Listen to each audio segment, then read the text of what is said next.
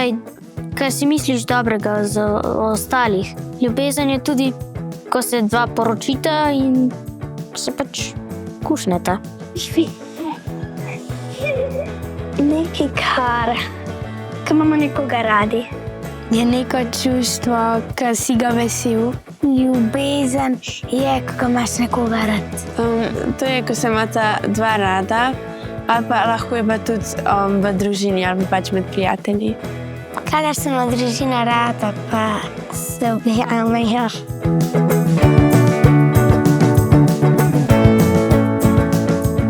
Mami, ati, Starši. družina, Marcel. Da te spoštuje in da izkazuje pač, da te ima rad, da ti pomaga ali pa da se pogovori s tabo. V očeh vidim, po dejanjih. Vem, da me ima nekdo rad, ki pač kaj stori zame, pač me spoštuje, ni nesramen do mene, pa mi pomaga.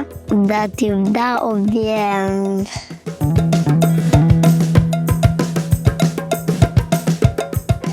Sem mu pomagala delati aviončke. Rumena, ker spominja na sonce in sonce je tamno tako kot ljubezen. Zelena zato, ker so tudi drevesa zelena in pač drevesa ne morejo sovražiti. Rdeča, ker je srce tako bolj. Zelena, zaradi tega, ker me spominja na travo.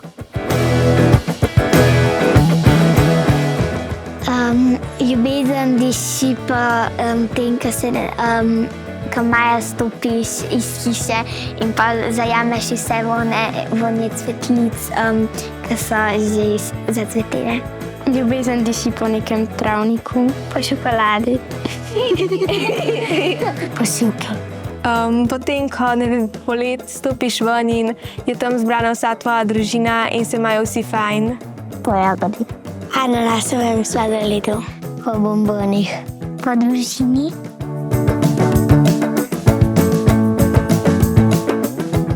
Ko smo bili vsi doma. Ko smo se vsi trije, jaz, mami pa ati stisnili. Ko sem lahko mami objela. Te prišel Marcel domov.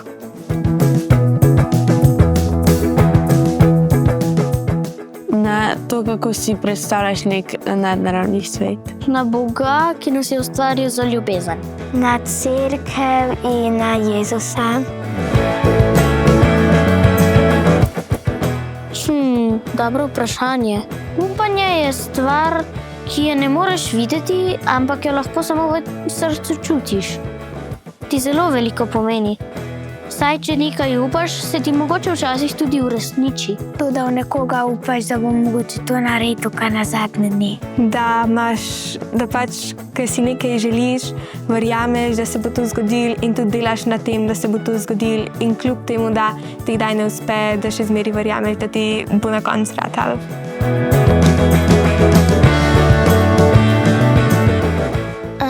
Upam, da bom čim bolj uspešna, da se mi bojo stvari posrečile, pa da mi bo vse šlo tako, kot sem zamislila. Da bodo dnevi srečni. Da bo zapadal so veliko snega.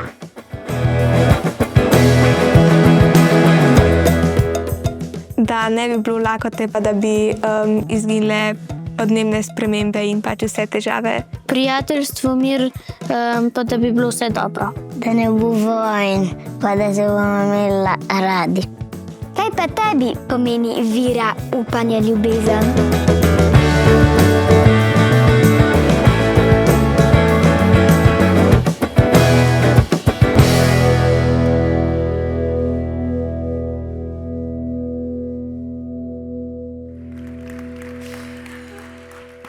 Zares, naši najmlajši nikoli ne razočarajo, ne? Kakšne iskrive, celo globoke in lepe odgovore so nam dali že pri tako rosnih letih, kaj ne? Tole so bili otroci gledališko, plesne delavnice, teatro, Šentjošt in mislim, da je bil to najboljši možen začetek našega dobrodelno obarvanega večera. Dober večer torej vsem skupaj, upam, da ste lepo preživeli praznike. Slišim, da je marsikdo od vas danes tu zahvaljujoč trem dobrim možem. Namreč vstopnice smo dali v prodajo tako hitro, da jih je že Miklavž lahko kupil za svoje obdarovance in kaj naj rečem, očitno ste bili zelo pridni, ne? Hvala Božičku, Dedku Mrazu in Miklavžu in hvala tudi vam, ki ste si morda današnjo vstopnico kupili samo zato, ker ste želeli doživeti en lep večer. Na pravem mestu ste. Dobrodošli. Torej, ne samo to, da ste si privoščili lep večer, poleg tega ste storili tudi dobro delo. Izkupiček današnjega dobrodelnega večera bo namreč namenjen Zvezi prijateljev mladine Slovenije. Konkretno,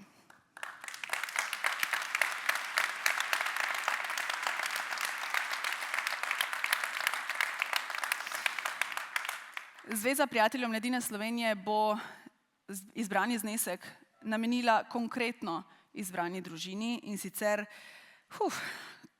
vsakič, ko tole povadim, se mi malce zatrese glas. Oktobra se jim je zgodila zares huda tragedija. Oče je namreč zaradi srčnega zastoja nenadoma umrl, žena in 3 mali otroci so ostali sami. Še ne 35-letna mamica se bori tudi s hudo in neozdravljivo boleznijo, multiplo sklerozo. Zaposlena je v vrtcu kot pomočnica vzgojiteljice in lahko si predstavljate, da narava njene bolezni ne dopušča takšnega dela in je zato veliko bolniško odsotna. V družini pa sta 2 šoloobvezna fanta in deklica, ki je še v vrtcu, bo pa septembra začela šolo. Finančna stiska je torej zelo velika. Hvala vam torej, da ste danes pomagali družini pričarati lepši začetek leta. Hvala.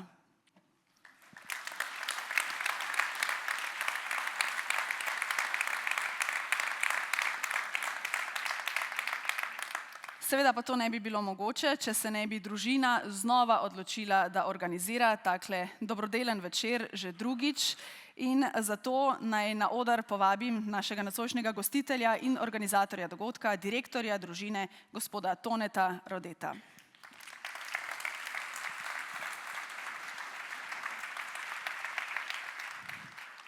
Kako lepo vas je videti. Res smo veseli in hvaležni in vas prav prisrčno pozdravljam v imenu organizatorja družbe Družina.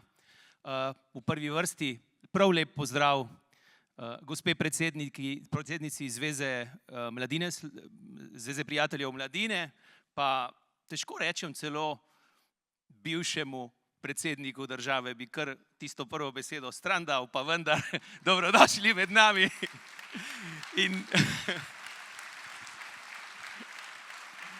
Pa seveda hvala, prisrčno pozdravljen, dragi Martin, naš avtor, naš motor, da izvajamo take lepe stvari v javnosti in v družbi. Glejte, zdajle, hvala.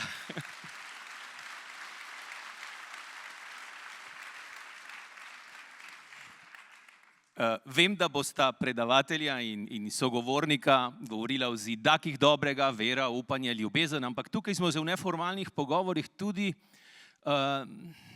naletelo je na lepilo in na cement teh zidakov vere, upanja in ljubezni.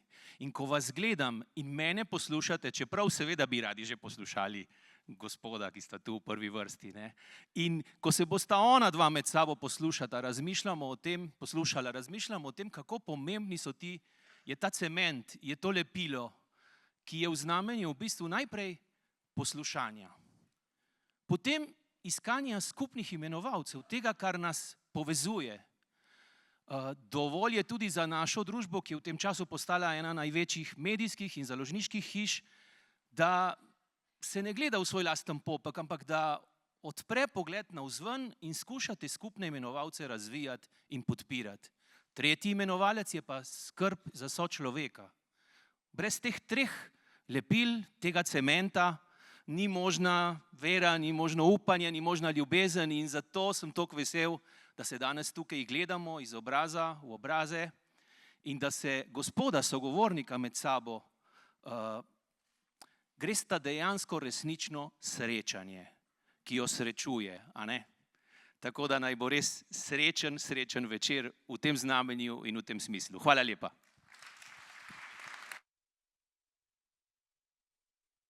Hvala lepa, gospod Rode, hvala lepa. Ja, naj bo zdaj zaenkrat govora dovolj, še veliko bomo seveda govorili, zdaj pa je čas, da oder prepustimo mladi dami, ki je v letu, ki se je pravkar poslovilo, postala žena. Izpolnile pa so se ji tudi velike otroške sanje, in sicer stala je pred več tisoč glavo množico v Pulski areni in tisti v Krakovu, in sicer ob boku z legendarnim enim in edinim Andrejo Bocellijem. Drage dame in gospodje, z nami je s pesmijo Tebi Monika Avsenik.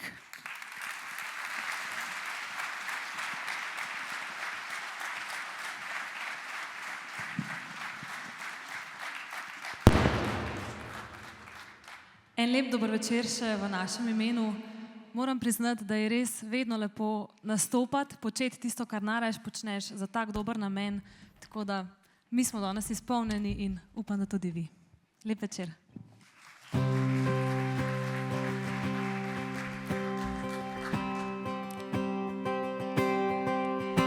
Ti gledaš me, tvoje oči mi povejo vse. Sem zadele, berem te, tudi ko te ni, kot kaplja si,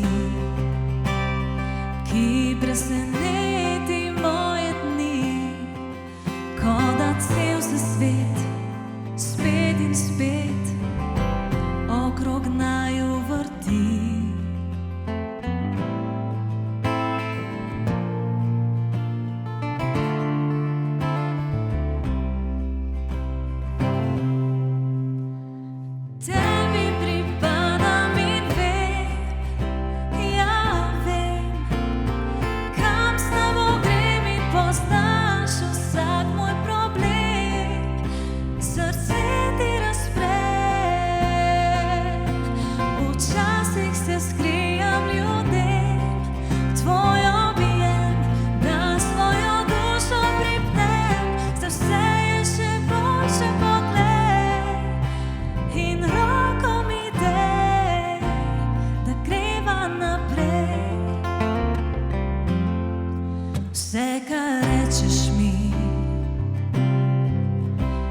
Slišati želim tvoji besedi dve, ljubim te, ko se ob tebi zbudim, ko hudo mi je, tvoj dotik me pomiri in ko pomembno je, kjerkoli že, vedno v meni si ti.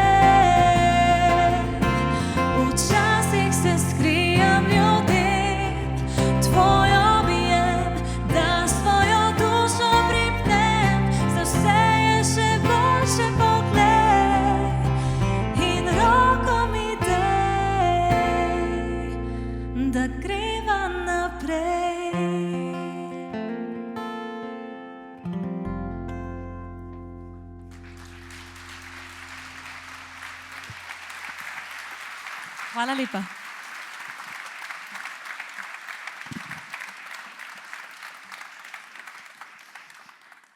Hvala lepa, Monika. Ja, no, prekrasna je, a ni? Tako na pogled, kot tudi na posluh. Prekrasna. Dobro, pa začnimo, ne? Poznamo ga kot dolgoletnega slovenskega politika, takšnega, ki se je trudil povezovati politiko, politike, Slovenke in Slovence. In, no, če smo čisto pošteni, ga poznamo tudi po plesoči miški Mali in po njegovem sila iskrenem Instagram profilu. Je pa edini slovenski politik, ki je bil pravzaprav vse. Od poslanca v državnem zboru do evropskega poslanca, predsednika državnega zbora, na kratko je bil tudi minister, malo dlje predsednik vlade in 2 mandata predsednik republike. Odkar to ni več, je samostojni podjetnik in ustanovitelj in direktor zavoda Prijatelji Zahodnega Balkana. Rekla bi, da je potreboval veliko vere, upanja in ljubezni, a najbolje, da svoje misli deli sam. Drage dame in gospodje, z nami je nekdanji predsednik Republike Slovenije, gospod Borut Pahor.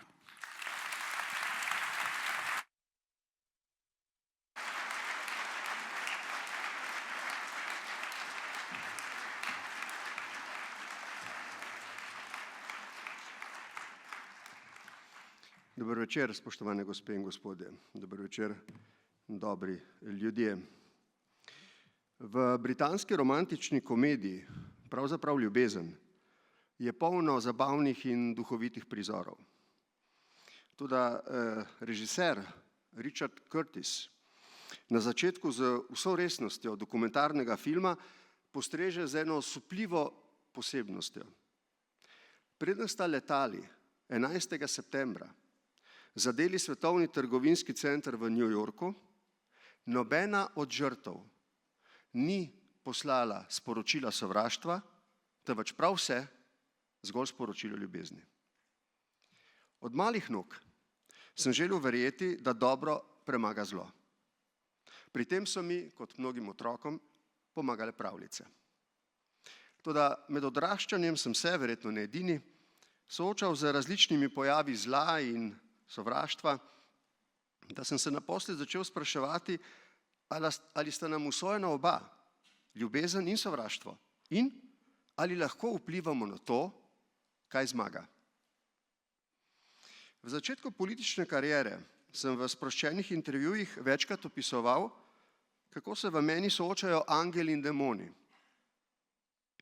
Hotel sem reči, da se nihče ne rodi slab ali dober, pošten ali nepošten, empatičen ali ne, temveč da z razvojem svoje osebnosti do neke mere vpliva na to, kaj od omenjenega bo spodbujal in na kaj se bo osredotočal.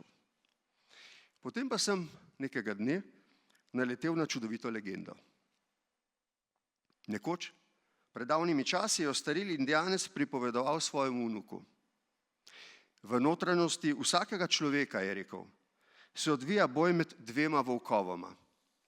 Prvi volk vedno predstavlja zlo, jezo, zavist, bes, laž, sebičnost in nasilje. Drugi volk, je nadaljeval, pa dobro, mir, ljubezen, nesebičnost, resnico, sočutje, srčnost, vedrino in upanje. Po premisleku ga je vnuk vprašal, kateri volk na koncu zmaga? In ostareli Indijanec mu je odgovoril, zmaga vedno tisti, ki ga hraniš. Oddahnil sem si.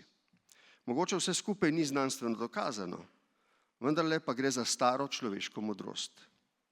Od tedaj dalje sem v intervjujih in govorih večinoma opuščal svojo avtentično misel o angelih in demonih in, tako kot nocoj, omenjal to legendo. Pripoved ostarelega Indijanca se mi je zdela navdihujoča zlasti v tistih političnih govorih, kjer sem poskušal pojasniti našo kolektivno odgovornost pri izbiri, kakšno skupnost želimo Slovenci graditi. Toda najprej in predvsem se moramo zavedati pomena lastne odgovornosti pri odločitvi, v kakšno osebnost se želimo vzgojiti mi sami. Brez strahu ne gre za kakšno moralistično pridigo. Gre zgolj in samo za spoštovanje spoznanja, da nas zlo in sovraštvo zelo omejujeta v stremljenjih po uspehu v osebnem in v javnem življenju. Kdor sovraži, bistveno zmanjša možnost lastnega uspeha. Celo z surovega makiavelističnega zornega kota je ljubezen koristna, če želite, sovraštvo pa škodljivo. Citiram, življenje je prehitro, da bi imeli sovražnike, je nekoč dejal slavni motociklistični prvak Dani Pedrosa. Nelson Mandela pa je nekoč in zavedno navdihujoče vzkliknil, citiram, nihče ni rojen, da bi sovražil drugega zaradi barve, njegovega kože, izvora ali religije. Ljudje se morajo naučiti sovražiti. In če se lahko naučijo sovražiti, se lahko naučijo tudi ljubiti. Pri čemer, je dejal Mandela, je ljubezen veliko bolj skladna s človeškim srcem kot obratno. Konec navedka. Mandela je prepričeval ljudi, kako odpuščanje osvobaja, sovraštvo pa zastruplja. Ko so ga nekoč vprašali, ali po vseh strašnih krivicah, ki jih je bil deležen, bil je 27 let v zaporu, ne želi maščevati, je pošteno, a premišljeno odgovoril, da, seveda, vendar pa želim doseči še nekaj večjega od tega. Sovraštvo je v politiki tudi sicer zelo močno, zelo reaktivno gorivo. V svoji karieri sem večkrat zaskrbljeno opazoval, kako se občinstvo velikokrat bolj vzneseno, glasno in strastno odzove na govornikove strupene besede o političnih tekmecih, kot na hvalo lastnih stališč. Vendar pa imamo kup dokazov, da na koncu vseh koncev sovraštvo ni vzdržno. Z njim lahko zmagate kakšno bitko, vendar skoraj zanesljivo na koncu izgubite vojno. Celo slavni Don Corleone v znamenitem Botru svetuje, da nikoli ne smete sovražiti nasprotnika, saj sovraštvo zamegli razsodnost. Strpnost in odpuščanje sta izraza moči, nestrpnost in sovražnost pa znaka šibkosti. Velikokrat so mi očitali, da si dovolim prejeti po prvi še drugo klofuto. To ni in nikoli ni bilo prijetno, vsega pa je mogoče še napačno razumljeno. Toda na dolgi rok se ta trmasta, dosledna drža dobro obnese v napornem odnosu s tistimi, ki okrog sebe sejejo nestrpnost in za vsako ceno iščejo konflikt. Če hočemo biti boljši od njih, spreglejmo vrženo rokavico in jih naposled premagajmo na svoj način. Dolgoročno bomo lažje, bolje, bolj vzdržno in uspešneje živeli in delali, če bomo to počeli v skladu z našo osebnostno naravo. Rad pa bi znova poudaril, da nam ta ni usojena, temveč si jo bomo pomembno privzgojili sami. Obrestovalo se bo, če se bomo vzgojili v strpno in ljubeznivo osebnost, ter se nam bo maščevalo, če nas bosta poganjala sovraštvo in revanšizem. Zaradi vsega navedenega sovražnosti torej ne podcenjujemo, nasprotno, zavedajmo se njene nevarne privlačnosti in moči. Zelo dobro razmislimo, v kakšno osebnost se želimo razviti in kakšna bo naša javna podoba glede izbire med sovraštvom, jezo, zavistjo, besom, lažjo, sebičnostjo in nasiljem na eni strani ter ljubeznijo, nesebičnostjo, resnico, sočutjem, srčnostjo, vedrino, mirom in upanjem na drugi strani.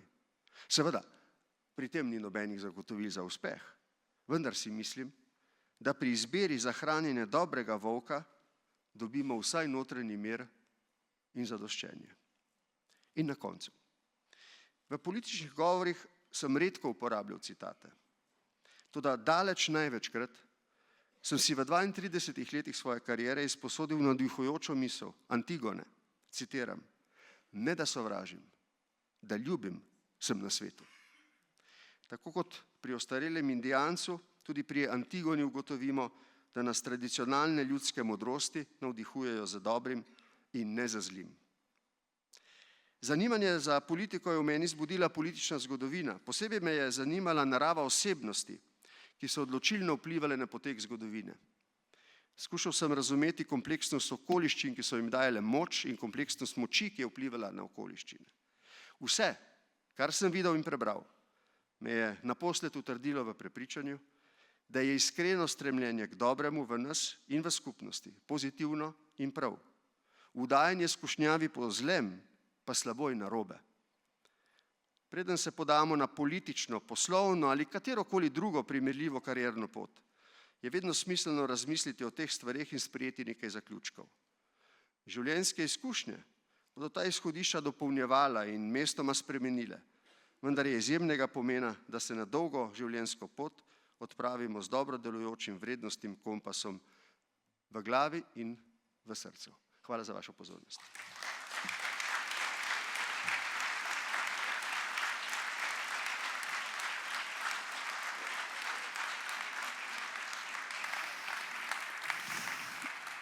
Najlepša hvala, gospod Pahor. Kaj pa imata skupnega gospod Pahor in Martin Golob? Influencerja sta, ne? Ja. No, ampak tako kot za nekdanjega predsednika, bi tudi za duhovnika morda lahko pričakovali nekoliko bolj zadržano držo, ampak Martin Golob seveda razbija mit o tem, kakšni so duhovniki. Tudi oni kdaj pritisnejo na plin v avtu ali na motorju. Tudi oni se morda lahko zaljubijo, tudi oni prijateljujejo z neverniki in se smejijo tako, da se jih je težko ustaviti, ne? Ja, vero, upanje in ljubezen zna Martin širiti tudi prek spleta in knjig. Je avtor 2 knjig, poleg 365 dni z Božjo besedo, še na spletni prižnici, ki jo je napisal skupaj z Lojzetom Grčmanom. In tudi če niste verni, vas bo Martin Golob očaral svojo pristnostjo, svojim humorjem in toplo besedo. Drage dame in gospodje, prosim, toplo pozdravite še Martina Goloba.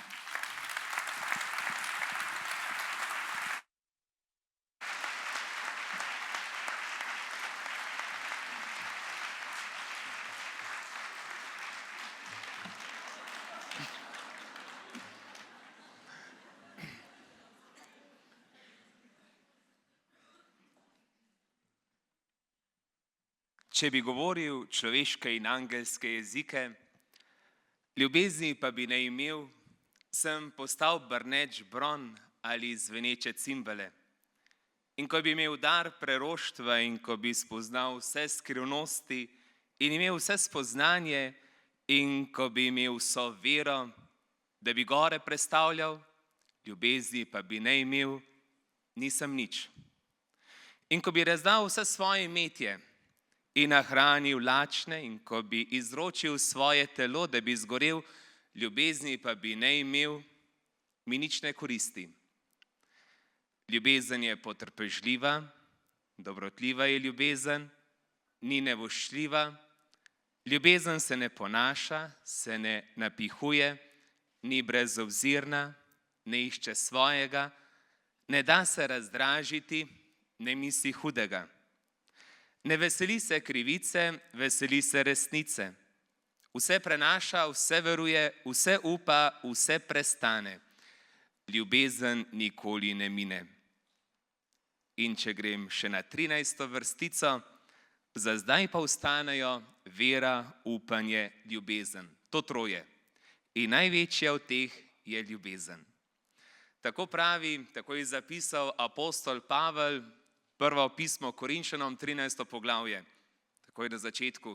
In to berilo, ta svetopisemski odlomek sem letos oziroma lansko leto ogromnokrat slišal, namreč možje in žene, ki so se poročali v naši grosupeljski cerkvi ali drugod, so si najraje izbrali ta citat oziroma ta svetopisemski odlomek.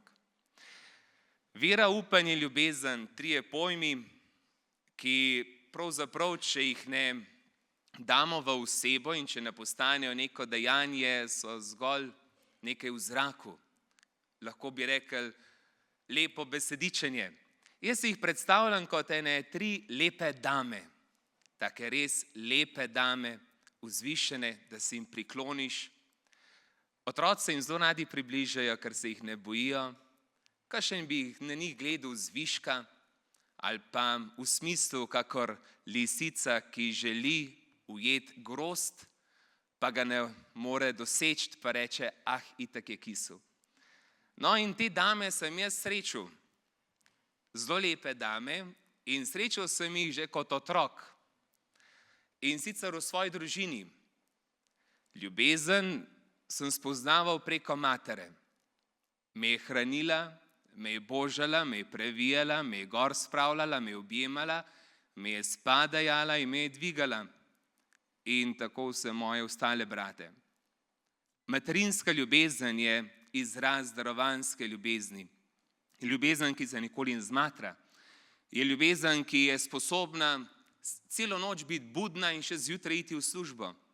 Je ljubezen, ki ni nikoli sitna, če jo kliče njena ljubezen. In spoznaval sem vero preko očeta, Verjel je vame in kazal mi je vero v Boga.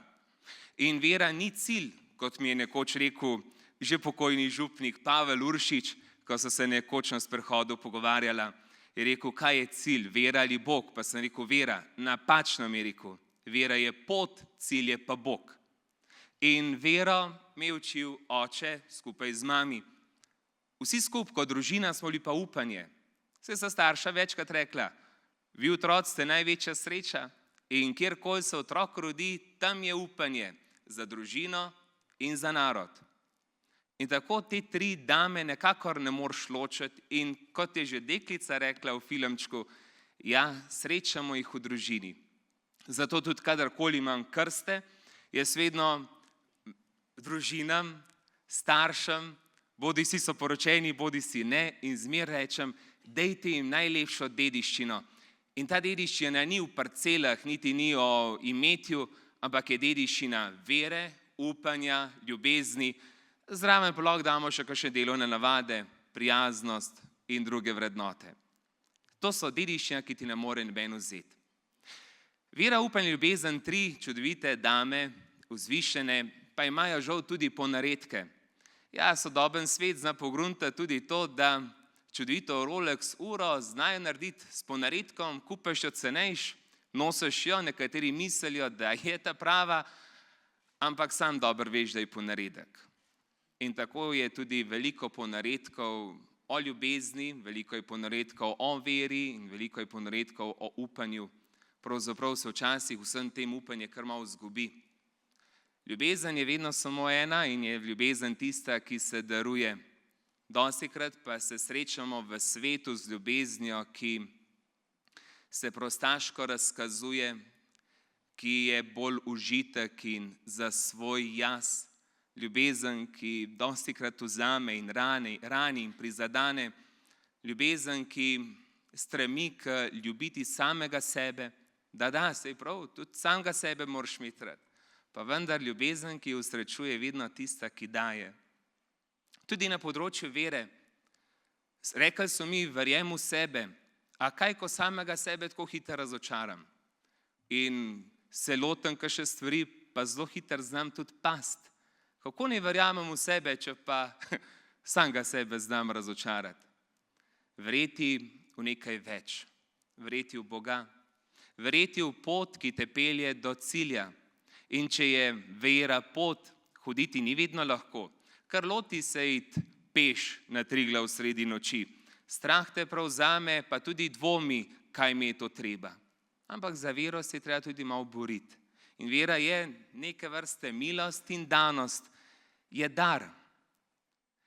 In upanje, kar nekaj strah je danes te ljudi. Dostikrat se srečujem s strahovi. Vojne so po svetu, še otroke včasih zaskrbi. Pri veruku mi rečejo, a je upanje?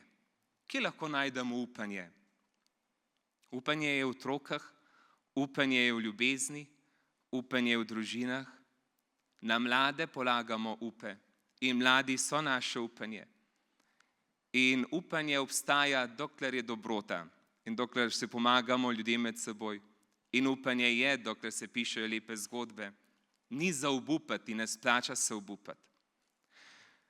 Kot duhovnik se srečujem z vsemi tremi. Z vsemi tremi se srečujem tako konkretno v življenju. In učim se od ljudi. O veri se spoznavam. Na misel mi prihaja Minka. Izgubila je v kratkem obdobju moža in vse tri otroke.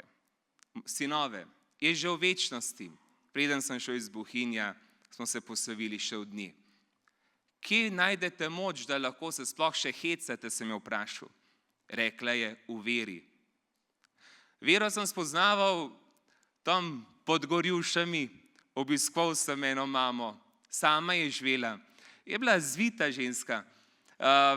Ko je kakšen avto pripeljal k njej hiš, je vedno vrata odprla in na omari je visela srajca od policista.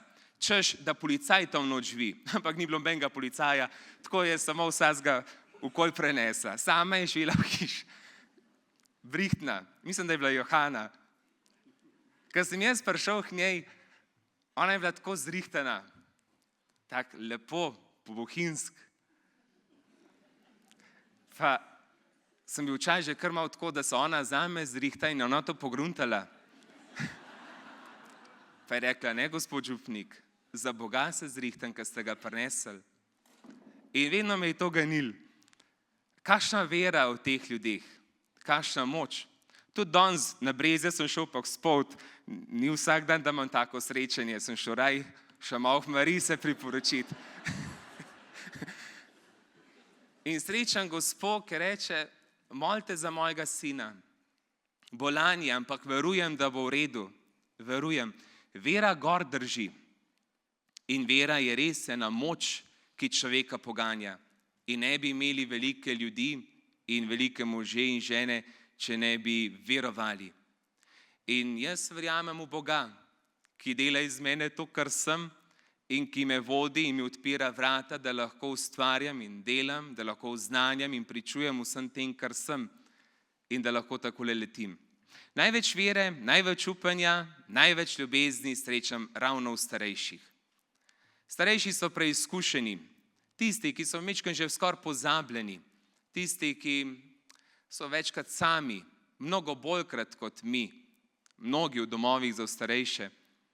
In te starejši znajo dati roke skupaj v veri, te starejši se znajo res iskreno veseliti ljubezni, ker je dovolj samo to, da prideš do njih taka, kakršen si in sprejmejo tebe kot dar. In te starejši imajo na veliko upanje, da se bodo nekoč srečali z nekom, ki jih bo izpolnil vsem tem hrepenenju po veri, upanju in ljubezni. In za konec, vsi hrepenimo po veri, upanju in ljubezni. In verjamem, da niso vsi verni in verjamem, da niso še vsi izkusili ljubezni. In verjamem, da mnogi ne srečajo upanja. Zato pa tisti, ki nosite te 3 zidake, dejte upanje in dejte vero in dejte ljubezen tistim, ki nimajo. To se trudim tudi sam. In se splača. In največje veselje je, ko nekdo te 3 krepostne, evangeljske svete sprejme in jih zaživi. Je novo življenje, ki se ti odpre proti čudovitemu vzorju večnosti.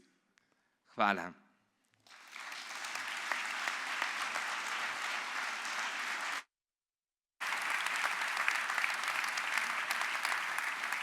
Hvala lepa. Tako, zapiske k sebi, če jih bi slučajno še kaj potrebovali, a ne? Zapiske k sebi, če bi še kaj. Hvala, Martin. Naredili bomo zdaj en kratek predah, brez oglasov, ampak z odlično Moniko Avsenik, ki nam bo na tale četrtek zapela krasno pesem Nedelja.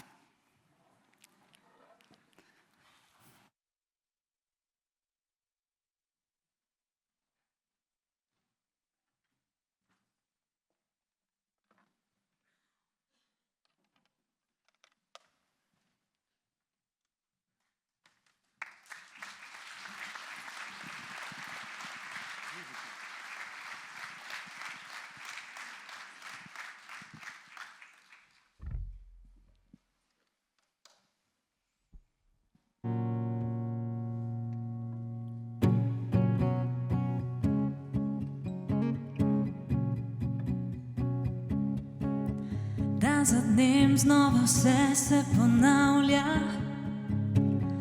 vedno se mi mudi, čaka delo me ura priganja in čakaš me ti. Danes ti prah obriši s police, lahko pa gledaš TV in k sosedu greš lahko po novice, samo pusti me. Saj 7. dan je, samo ta dan v tednu zase le rada bi imela. Nedelja je, zato si bom svoj čas vzela. Ja, res čas si bom vzela.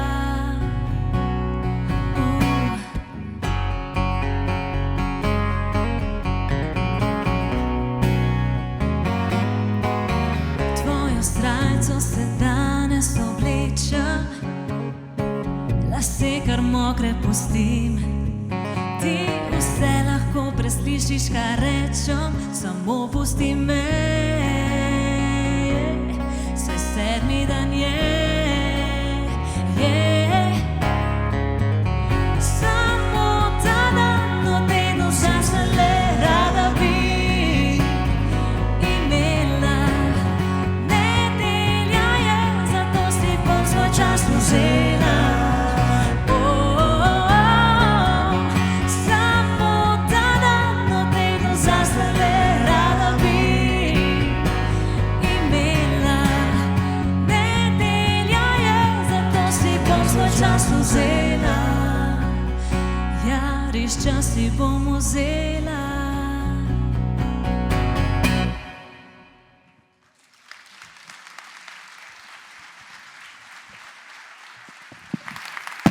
Hvala lepa, Monika.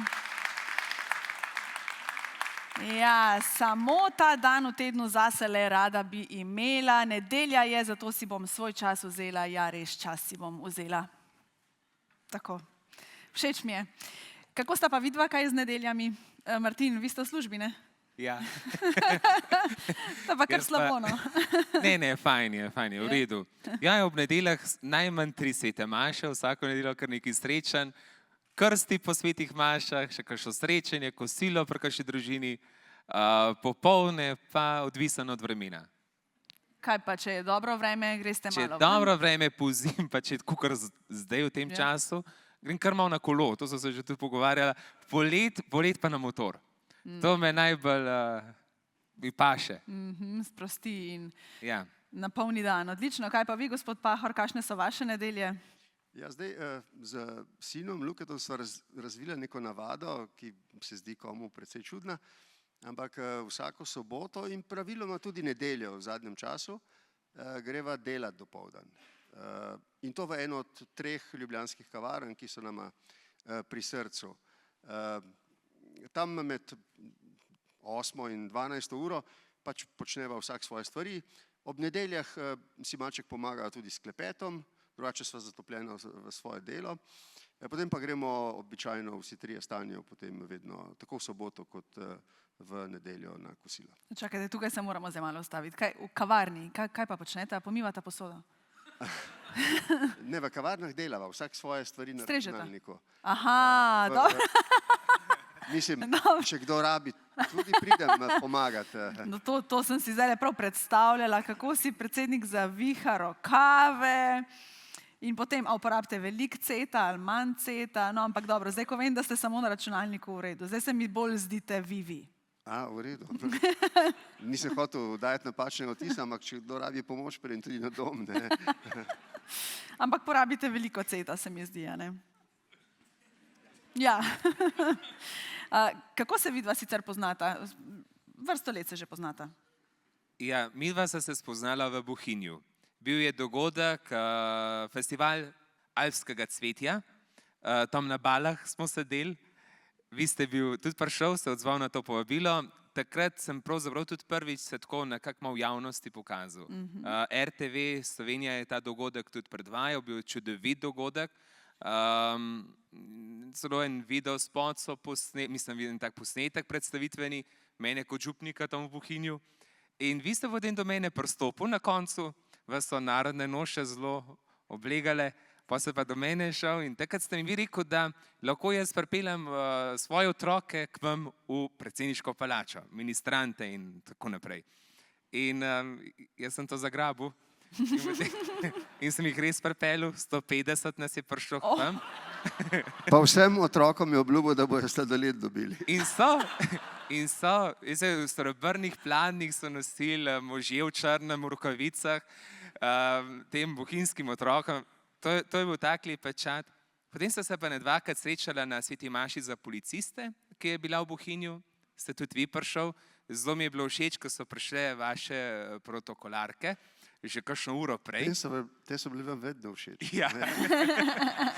Take dame so bile in sem jih tam v kuhinji posedel, kafe sem jim ponudil in pa so mi vse razložili, kako to zgleda, ko pride predsednik Imaš? Mi je šlo vedno malo na živce, ker potem cel dan sem mogel poslušati, kako fajn ste. Ja.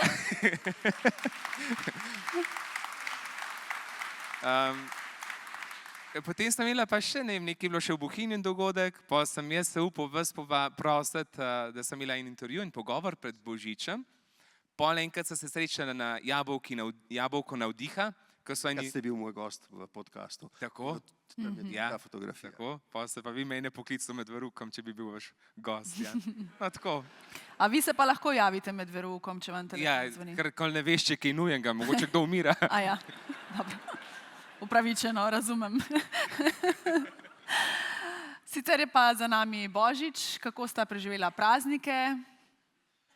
Ja, zdaj s časoma se je dejansko tako zgodilo, da smo Božič vedno praznovali doma in vsi trije. Če in kolikor so bili še najni stari starši živi, no, babi, mama od Tanje še vedno, praznujemo vsi skupaj. Zadnja leta, ko je ona na morju, pa vsi trije, torej Luka, Tanja in jaz skupaj. Tako da zdaj ne vemo, dokdaj bo Luka z nami praznoval. Luka je star 27 let, ampak ko je imel punco, je tudi s punco praznoval skupaj z nami enkrat. Ampak zdaj je mlad diplomat, prišel je z Budimpešte, kjer je služboval 3 mesece na prvem delu prakse in v ponedeljek odhaja še na drugi 3-mesečni čas v Moskvo. Potem bo pa zaključil pripravništvo na Ministrstvu za zunanje zadeve in postal ataše v Bruslju in nekako bo nekaj te politike, čeprav bolj zunanje politike v družini ostalo. Kakšne spomine imate pa na praznike v otroštvu? Torej, jaz nisem veren, mami in stara mama, ki je živela pri nas in je mama za njo skrbela, ter za njeno hčerko, sestro mojega očeta, ki je umrl zelo mlad. Torej, moja mama je skrbela kot šivilja za kar številno družino. Jaz sem ji že kolikor se je dalo kot mlad pomagal in že v srednji šoli poleti delal. No, za Božič smo vedno imeli večerjo in vedno so tudi molili. Mama je se zelo posvetila. Kaj veliko več od tega nisem vedel pa sem, da je to nekaj posebnega in da moram biti takrat posebej priden. In čeprav nisem bil veren, sem pa vedno pričakoval, da bojo dobri možje kaj prinesli. In so? Ja, mama je prinesla. Martin, kaj pa pri vas doma? Kakšni so bili prazniki? Zelo lepi. To so pa doma zelo poskrbeli, da so nam dali en tak lep zgled božičjih obredov, če lahko tako rečem. Na svet večer smo šli zelo hitro v hlev, da smo vse poštimali čim prej. Potem pa najprej vse blagoslovili in to ne samo hiša, ampak celotno kmetijo, krave, stroje, vse to, kar pač imamo v naši dolini, zraven molil. Potem pa je tudi mami pripravila zelo dobro večerjo. Nam je bilo zelo dobro Dunajc, pohan sir, to. Potem pa smo malo se pogovarjali, družili in šli k polnočnici. In zdaj nimam več takih božičnih večerov, malo drugače, ampak sem pa vesel, da lahko delam drugim ali pa pripravljam za druge lepe božične praznike, v smislu srečanj v cerkvi. In je zelo lepo in zelo lep odziv je. Hvaležen sem, ker je zelo veliko sodelavcev. Nimam klasičnega svetega večera, da bi, ne vem, obešal pač okraske na drevo, ampak imamo drugače, ampak je glih tako zelo lepo. Ne vem, če se bom kaj prikupil, ampak jaz znam zapeti Sveto noč. Je pa res, da jo zapojem na tak način, da jo Tanja vedno sprejme kot grožnjo. V angleščini je silent night, ne? In veste, zakaj je tiha noč? Ker je Joža pozabil rezervirati hotel.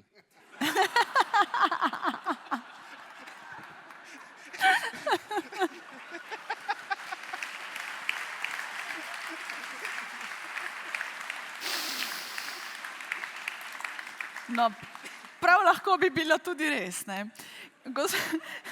Gospod Pahor, odkar niste več predsednik, ste pravzaprav samostojni podjetnik. Veliko potujete po svetu. Kje vse ste bili lani? Povsod, ampak mogoče samo kam grem jutri in potem v naslednjih dneh. Sred noči se odpravljam na letališče, letim preko Frankfurta v Peking. V Pekingu sem samo en dan, kolikor imam ta govor, potem pa takoj v Rim. V Rimu imam govor v Senatu, srečam se tudi z mojim prijateljem in predsednikom Mattarello. Iz Rima grem še naslednji dan v Ženevo. Tam je nekaj konferenc ob robu Združenih narodov, iz Ženeve pa na srečanje starih kameradov, Šrederja in ostalih v Hamburg. Potem pa sem nekaj dni doma.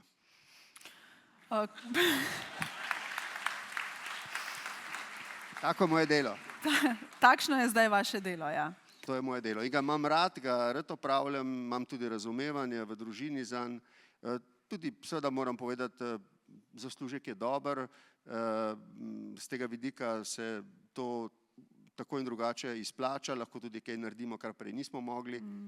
Je pa to zelo zahtevno delo, se zahteva od tebe absolutno polno koncentracijo in za vsakega odgovorov se treba seveda dolgo in dobro pripraviti. In delodajalec pričakuje, da boš najboljši takrat. Če te pač najame, pričakuje, da boš, recimo, če bo ena taka dvorana ljudi, da boš pustil res dober vtis. Drži, o tem bomo morda še malce kasneje. Martin, vi pa ne potujete prav veliko, vi ste bolj za romanja, ne? Ja, jaz drugače največ potujem Grosuplje, Lipoglav, Polica. Tukaj, to so moje 3 župnije in tukaj se največkrat vozim. Grem pa vedno enkrat na let peljem romanje za več dni, 3-4 dni. Letos, ki je 10. leto, gremo s 3 avtobusi v Rim, lani smo bili na Poljskem, tako vsak let nekam gremo. Zdaj, 4. februarja bom peljal, imam žensko romanje. Grem lahko zraven. Ne morete, ker ni šofer avtobusa. Gremo pa v opero. Bolj kratko bo to romanje, ampak bo pa lepo. Kje ste bili pa največkrat? Največkrat sem bil v Medžugorju, po mojem. Sem slišala eno legendo, ja. Skoraj večkrat, ko se je Marija prikazala.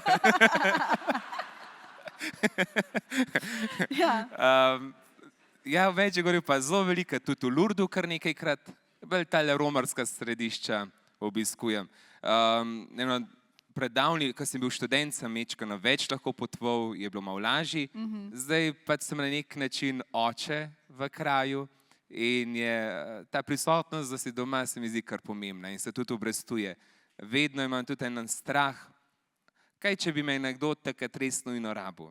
In imam neko tako odgovornost čutim, da sem nekje blizu. In se mi to kar, sem najbolj vesel, če me je dal tudi recimo tako rab. Je pa lušen tudi jed, neč rečem in rad grem, rad odkrivam, ampak vse bo še čas. No, ampak če ste recimo v Portorožu na plaži, ne, ste lahko dokaj hitro nazaj, če bi vas... Ampak nisem nikoli v Portorožu na plaži. Kako pa zgleda, ko ste v Portorožu na plaži? Nisem, ne vem, nikoli nisem še bil. Lanske poletje sem šel na Krk enega kolega obiskat, pa sem sam tam še po plaži mal, takoj sem že... Oj, čuj, župnik, pridite malo sem, meni je naroden, kaj to mi moje mame tam oblegale. V kopalkah ste? Ja, ne, nisem bil v kopalkah. Kdaj ste bili na zadnje v kopalkah na morju na plaži? Ne vem. Pa bogi človek, no? Ne, nisem bogi. Dobro je bil brez kopalk, no. Ampak ne vem kdaj, ne hodim na morje, tako. In niti tega nič kaj dosti ne pogrešam. Nisem niti vajen, niti ne znam kar tako iti na morje. Pa tudi ne vem. No, to pa je ena razlika med nama, ne? Vi ste Gorenc, ne? Ne, jaz sem iz Šmartna pri Litiji. Dobro, nihče ni popoln. Ampak jaz pa kot Primorec rabim morje. Rabim ta horizont in zelo rad grem na morje. No, ampak a greste v kopalkah na plažo? Ja. Kje? Mislim, a vi ne, ali kaj, ne vem. Ja, seveda. Ampak pri meni je malo drugače, ne, vseeno. Ja, seveda. Kot če greste vi, ne? Ne, ni drugače. Ja, kaj, v Sloveniji ali pa na Hrvaškem? Kjerkoli, ja, seveda. Vse ljudje smo zelo normalni ljudje. No ja, to se strinjam, ampak že prej, ko ste bili na funkciji, recimo so šli varnostniki z vami? A tudi v kopalkah? Ne. Pravzaprav na plažo pravzaprav nikoli niso šli, ker sva s Tanjo ali z Luketom, sem vedno šel do plaže sam. Pravzaprav je bilo to varovanje, če danes pogledam za nazaj, zelo brezskrbno. Danes lahko za nazaj povem, recimo jaz nikoli, ne kot premijer, ne kot predsednik republike, recimo pred blokom, jaz imam stanovanje, nikoli nisem imel varnostne službe. Pred mojimi vrati nikoli ni bilo varnostnika in če smem povedati, se je enkrat zgodil en tak čudovit incident. Jaz kakšenkrat pozabim zakleniti vrata in sem šel spat. In kar naenkrat slišim, nisem spal zato, ker je bila žurka en štuk nad mano, da se nekaj dogaja. In je noter vstopil nekdo, jaz pa seveda sem tudi vstal in me je zagledal v pižami. Potem se je zgrozil in šel gor in je povedal, da je res pijan, ker je videl spodaj predsednika v pižami.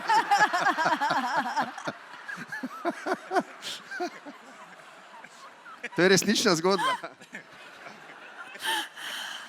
No, drugače... To se še jaz ustrašil.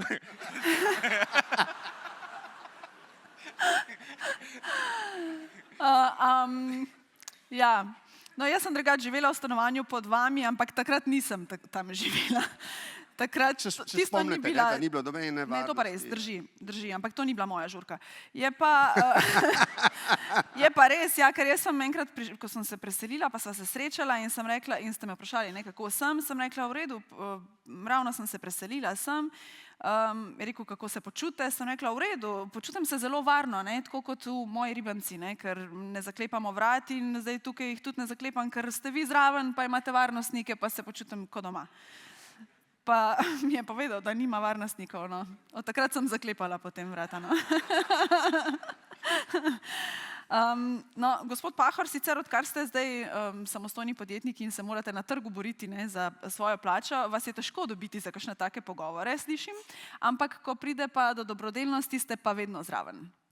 Ja, to mi nikoli ni bilo odveč in tudi danes mi ni in moram reči, da sem zelo počaščen, da sem v vaši družbi in sem v vaši, pa da je toliko ljudi prišlo in da smo naredili nekaj dobrega in gledajte, malo prej sem v intervjuju za enega od medijev dejal, jaz imam pravzaprav vse. Sem izpolnjen svojo kariero, pa niso vsi v politiki. Mnogi z neko žalostjo zapustijo kariero, pusti dostikrat lahko tudi rane na duši in tako naprej. Na družini, na marsičem. Politika je tako kot marsikatera druga kariera, lahko tudi zelo surova.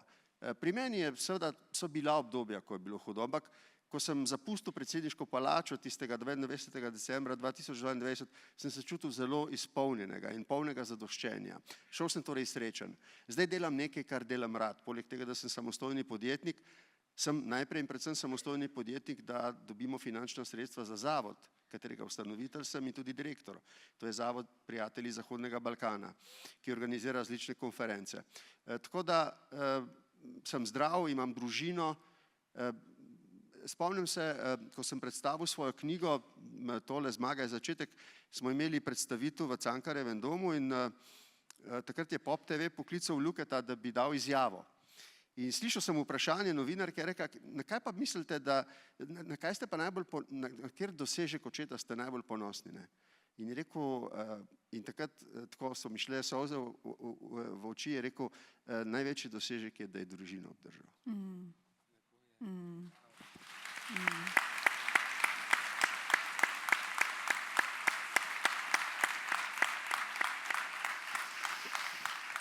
Ja, Martin, no pa če se morda zdaj dotaknemo te družine, ne. Pri vas v župniji, jaz slišim, da imate vi kar en tak dober talent za spodbujati pare k poroki. Ja. Ker statistika porok v vaši župniji je menda izjemna. Zelo dobra statistika.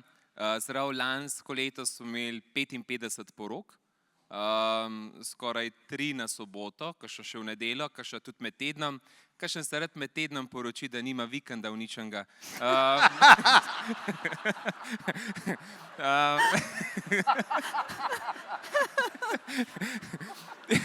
In takole... Ja.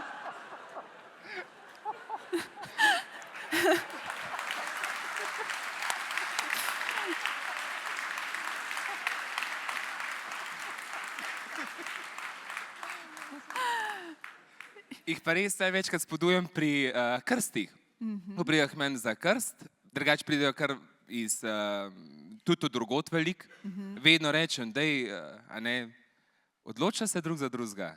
Tako malo k temu spodbudim, njemu rečem, da ne bo nič kaj dosti mogel prebrati, kar ima in to je najboljš. Pa malo na štos obrnem, pa tudi včasih kar rečem, očitno je nimaš dosti rad, da se ne upaš za njo odločati. Včasih kar malo takole rečem, če bi jo imel rad, bi se za njo odločil. In pika, očitno še nekaj premlevaš, še kakšno čakaš, jaz ne vem. In to, kar v priču obeh rečem. Tako ponovadi pol ona malo grdo njega gleda. Zdaj, ali bo imel težavo doma, ali bo pa rekel, no pa sedaj va. Ja, in veliko se jih pol odloči.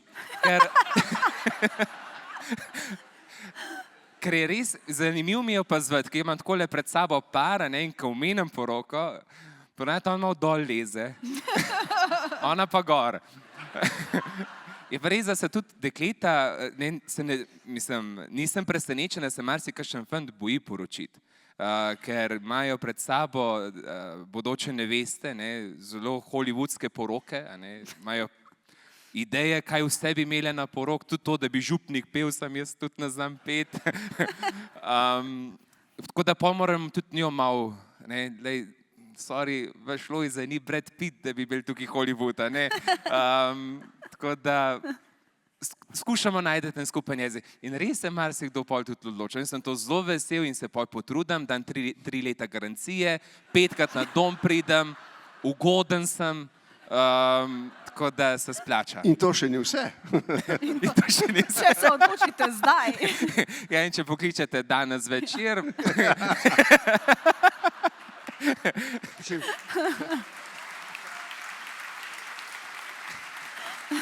A veste, jaz sem si predstavljal tako poslanstvo župnika kot eno resno odrekanje. Zdaj pa vidim, da je sam humor. Veste, kaj človek vse dobi, ko gre za župnika? No, dejstvo je, da sta oba tudi zelo dobra retorika.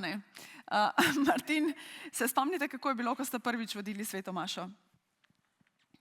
Ne, se spomnim, ampak je bilo kaj takega? Ne, zanima me, prvič ste imeli, verjetno, prišli trije v cerkev, ali je bila polna cerkev? V cerkvi Svetega Martina v Šmartnem pri Litiji, ljudi je bilo ogromno. To je bilo toliko lep dogodek. Res za takrat nisem sam pridigal, imel sem svojega pridigarja. Imel sem pa res prvič mašo tako sam, imel sem tremo, predvsem pred petjem, ker je pri sveti maši treba tudi kar nekaj pet in jaz sem bolj tako za petje. Jaz sem mu prej rekel, da mu eno stvar samo zavidam in to, da med mašo lahko vino popije pa čips. Ni čips, ampak podoben.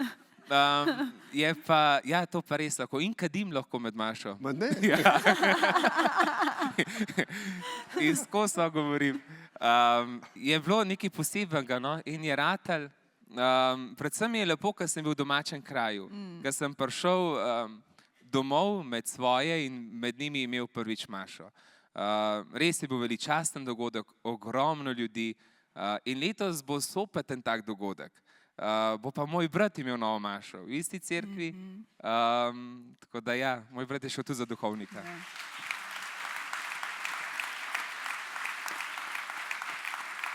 A boste, ko bo on imel prvo mašo, boste kaj bolj živčni kot takrat, ko ste bili vi? Ne, takrat bo pa on malo živčen. Dobro, gospod Pahor, vi ste imeli vrsto zelo pomembnih nastopov. Vem pa, da sta človek priprave. Zelo radi se dobro pripravite na svoje nastope. Vam je kateri ostal v res dobrem spominu in morda kakšnega, ki bi ga raje pozabili?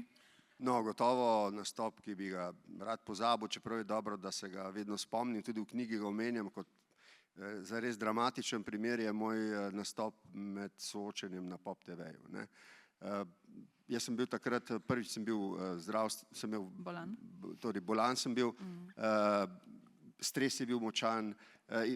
Tudi pravzaprav so se mi kar naenkrat začela zastavljati neka zelo resna vprašanja. Zavedal sem se, da gremo proti zmagi in da bom čez nekaj dni prevzel vlado in takrat se je začela gospodarska kriza na Wall Streetu. Vedel sem, da nas vse to čaka ob vseh drugih problemih. Vse to se je zlomilo na tistem soočenju na meni. Tudi nisem 2 dni nič jedel, zaradi tega, ker sem premleval samo probleme in namesto, da bi se pravzaprav nekako veselil soočenja, česar sem se vedno prej in kasneje, se tistega večera tega nisem, ampak sem videl kot breme. In ne vem, če se kdo tega spomni, ampak to je bilo dramatično gledati. Jaz sem se popolnoma prepotil v uri in pol. Bilo je tako hudo, da so pravzaprav že moji tekmici držali z mano, da bom nekako pravzaprav ostal na zagovorniškim odrom. To je bilo res dramatično. To je slab spomin. Dober spomin, mogoče se bo komu zdelo čudno, najlepši govor, tako da sem ga res občutil, je bil govor, ko smo leta 2016 oktobra pokopali žrtve iz Hude jame. Bil je prekop, po 70 letih smo nekako izvršili to civilizacijsko dolžnost in z vsemi pristojnimi smo se odločili, da bomo to opravili v Mariboru. Tja je prišlo približno 6000 ljudi. In čeprav se je zdelo, da bi lahko bil kakšen incident, da bi bilo lahko kaj narobe, sem med govorom začutil, da je bilo na pokopališču popolna tišina. In vem, da se bo to morda čudno in tudi neprimerno zdelo, ampak v tistem govoru sem začel uživati zato, ker sem ga lahko bral počasi, ker se je to spodobilo okoliščinam in ker so se mi zdi ljudje upijali tiste besede, ki so bile iz srca in tisti govor sem napisal takole, da sem ga iz rokava stresel, ker nekako sem ga nosil pravzaprav celo politično življenje v sebi in tega bom vedno imel za tak lep spomin.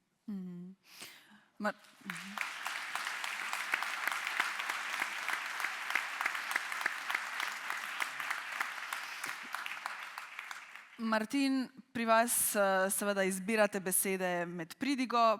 Kar me pa zdaj bolj zanima je pa, kako veste, katere besede izbrati, ko je hudo, ko greste recimo k nekomu, ki se poslavlja, ko veste, da svojci njegovi trpijo, da ga morda še zadnjič imajo zares blizu.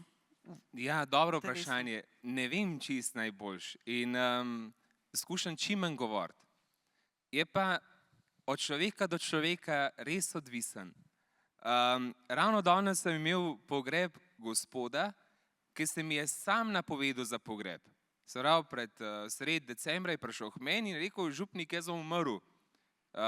In nisem čisto dobro vedel, ali to on resno ali ne. In ja, jaz bom nekje do sred januarja umrl in želim, da vi prijete mene pokopati. Vse je zorganiziral.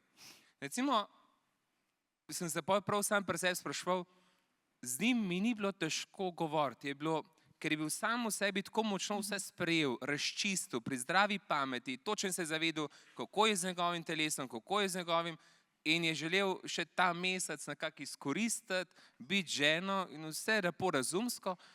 Nisem začutil, da bi bilo nekaj težkega. In zaprav je slišati tragično, če zveš, da boš še čez en mesec umrl, a po drugi strani nevredno in še zdaj premlevam to. Sicer pa nočem biti nekaj preveč pameten. Mislim, da je že zelo dovolj, da sem zraven, da držim za roko, da tista oseba začuti mojo bližino, prisotnost, neko sočutje in je to čist dost. Bil sem že kar pri nekaj ljudeh zraven, ko so se poslavljali in ti trenutki so nekaj posebenega, niso strašni, so zelo človeški. Je del nas, zelo tudi, tisti trenutki so zelo dragoceni, tisti trenutkih se zelo veliko zgodi in mi je zelo dragocen, ko če me tako svojci povabijo zraven, da ujamem te trenutke. Tako, no, niso to trenutki, da bi se jih mogel biti. Ni pa takrat prostora, da bi bil neki brihten v tem smislu, da bi mogel, ne vem, tudi ne rabijo ljudi takrat ne vem kakšnih nasvetov poslušati, ker pravzaprav tisto, kar rabijo vedeti, že vedo in čutijo. Dovolj pa je kakšen molitev, blagoslov, stisk roke. Pa najraj rečem, to mi je tako taken dragocen moment, ko lahko rečem, jaz Boga oznanjam, vi ga boste pa gledali. Mi je lepo to, kar ste rekli in me spominja na trenutek, zaradi katerega sem v sodi zelo hvaležen, da mi ga je dala. Namreč po smrti mojega očeta, kot sem rekel, umrl je zelo mlad, imel sem vsega 9 let, sva ostala sama z mamo. In mama je bila celo življenje bolehna. Nekaj časa je celo se zdelo, da bo umrla. Ne? No, imela je več rakov, dostikrat sem bil sam, lahko bi bil sirota, pa so dobri ljudje poskrbeli zame in nekako sva z mamo ostala. Ampak celo življenje me je bilo strah, da se ne bom mogel posloviti od mame, da me ne bo zraven takrat, ko bo zares šla. In ker sem opravljal tako službo, da sem bil pogosto na svetu, se je seveda lahko bi se primerilo, da ne bi imel te sreče, da bi bil zraven. Jaz se celo spomnim, ko so mi že zdravniki rekli, da moramo pač ugotoviti, da se vaši mami iztekajo zadnji dnevi, sem stopil do nje in sem rekel, veš kaj, bom odpovedal moj obisk na Japonskem pri umestitvi cesarja, bom ostal s tabo. Je rekla, ti pojdi in jaz te bom počakala. In moja mama me je počakala in ko sem prišel nazaj, je bila še nekaj dni živa. Potem pa sem jaz v službi v pisarni začutil trenutek, rekel Marinki, moji tajnici, moram iti, šel, moja mama me je počakala v bolnici, prijel sem za roke, je šla in tista noč, ko nisem zatisnil očesa po njeni smrti, je bila najbolj spokojna noč v mojem življenju. Čutil sem eno veliko srečo, da mi je bilo dano to, da sem bil z njo zadnji trenutek.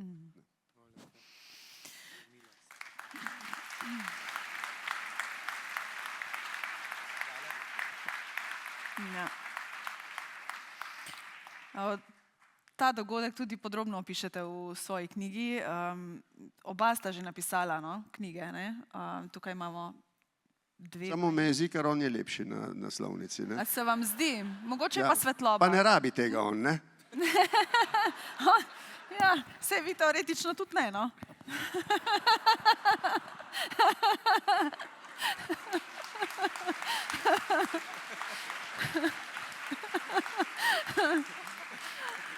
Oba sta strašno čedna. Martin, vaša tale na spletni prižnici, potem pa sledi še ena, 365 dni z Božjo besedo. Ni pa čisto tipična knjiga, ta zadnja. Pravzaprav, kako se jo bere, povejte. Se pravi, knjiga 365 dni z Božjo besedo je pravzaprav za vsak dan en svetopisemski odlomek in spodaj kratka razlaga, kratka pridiga. To smo zapisali recimo po posnetkih, ki sem jih smel za prenose svetih maš v času epidemije ali pa na Gol TV-ju.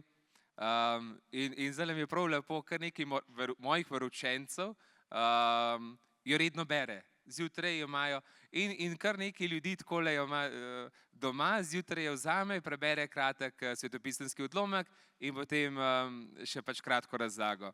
Ne vzame veliko časa, da pa gotovo eno spodbudo, kakšno misel. Meni pa vesele, da ljudje živijo tudi malo iz Božje besede. Božja beseda je živa, to je beseda, ki je že 2000 let zelo aktualna in še več, in se je ne naješ. So besede, ki njih nisi nikoli presit in da vedno znova nekaj nagovarjajo. Tako da sem zelo ponosen, da je tudi lepo šla med ljudi, kot tudi ta knjiga. Zelo lepo je šla med ljudi, ena najbolj prodajanih knjig je, plus to, da od vsakega izvoda podarite 2 evra v dobrodelne namene in zdaj ste že na več kot 72.000 evrih. Ja, se pravi, od vsake prodane.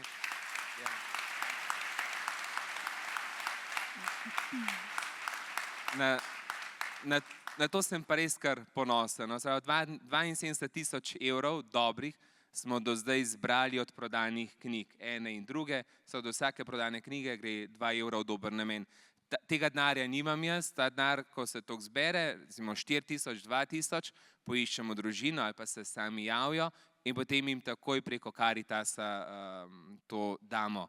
Tako da je že tudi ogromno družin, tudi kakšne ustanove so prejele, mislim, da nekje 14-15 prejemnikov recimo iz prodanih knjig. Ker je moja bolj za nič, sem mogel Kataro prodati, da je šla v dobrodelne namene.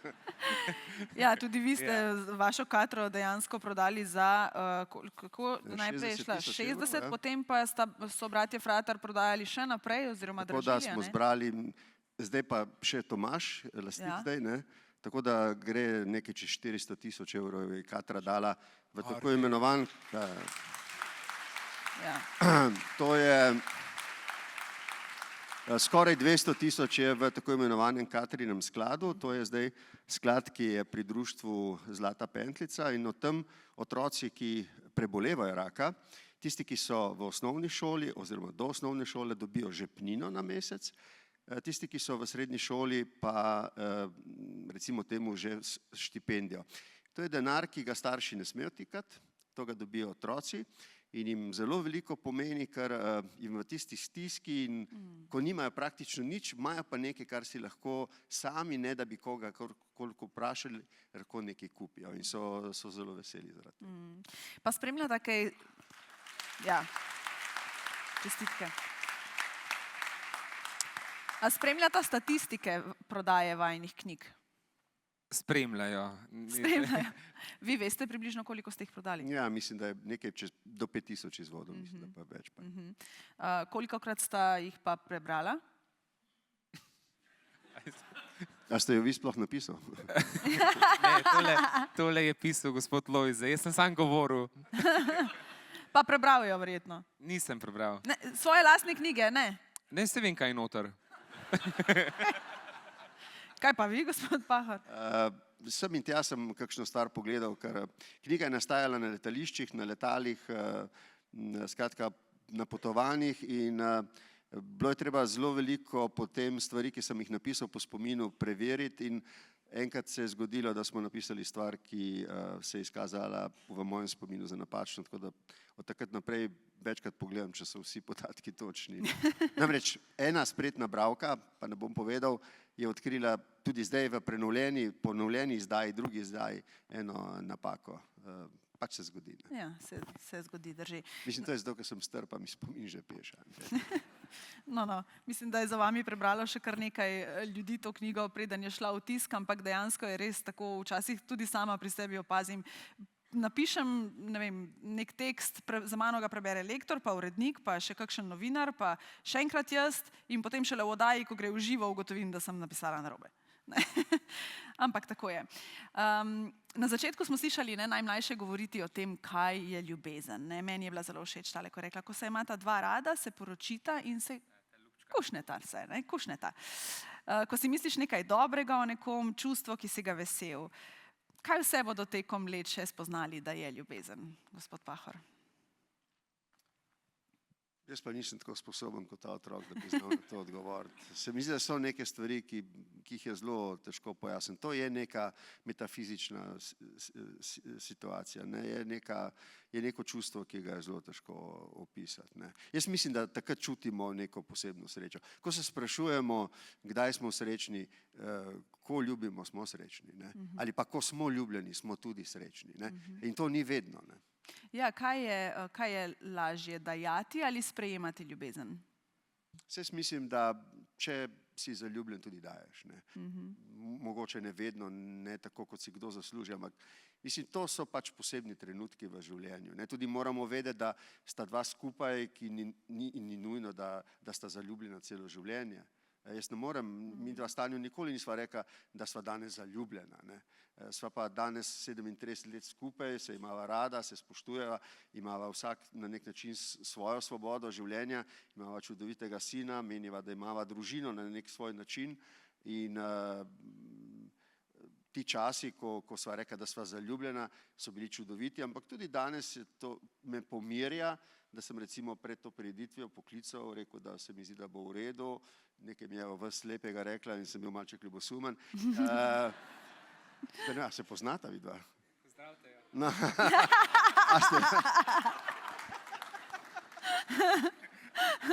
Ja, in tudi to je ljubezen, ne? Tudi to je ljubezen. Ja. Martin, kaj pa za vas je ljubezen? Dobro vprašanje. Mi čakamo odgovor. Ja, jaz upam, da bo tudi odgovor tak. Na podcastu, ko sem bil pri vas, kako ste me vrtel okrog ljubezni. Ja, pri spovedi ste bil tam. Vsak reči ste hoteli. Zdaj malo drugače gledam na ljubezen. Jaz se ne osredotočam toliko na ljubezen dveh, vsaj kar se mene tiče, ampak skušam malo drugače. A veste, pri sveti maši uporabljam besede, to je moje telo, ki se daje za vas. To je Jezus rekel na zadnji večerji. In ko dvignem kruh, pokažem kruh, to je moje telo, ki se daje za vas. To je ljubezen, ker se ti daš nekomu v dar. V to ljubezen se skušam poglabljati, v tej ljubezni premišljujem, to ljubezen želim nekako živeti. Se pravi, in ljubezen ti res da tisti ogenj, da ne moreš pregoreti. Danes ljudje tudi pregorevajo, ker veliko delajo. Jaz pa želim biti goreč grm, ki gori in ne zgori. In ker vem, da sem ljubljen od Boga in od ljudi in od staršev in od prijateljev, lahko to ljubezen tudi dajo naprej. Ampak ne toliko na to romantično ljubezen, ker pač jaz nimam nobene zraven sebe. Tako so, ne, jaz sem zraven vas. Pa jaz tudi. Ampak želim pa ljubiti kot duhovnik, kot me vera uči, kot nas Jezus ljubi, ko je svoje telo dal nam za hrano. Dejansko se mi zdi, da ljubezen je pravzaprav res, ko se daš nekomu kukar v hrano. Tukaj je zelo podobna ta ljubezen matere. Prej ste nekaj, ko ste govoril, pa mislim, da niste bral, ampak ste govoril na pamet, ste rekli, da je ljubezen nekaj, kar ne terja nič v zameno. In to ste zelo lepo rekli. Res je, in niste bična in to je to, darovanska ljubezen.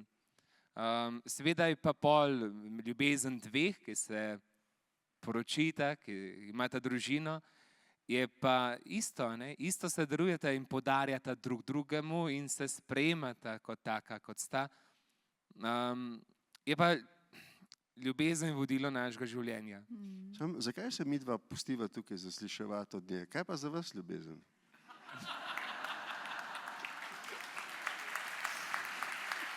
Še malo, da razmislim.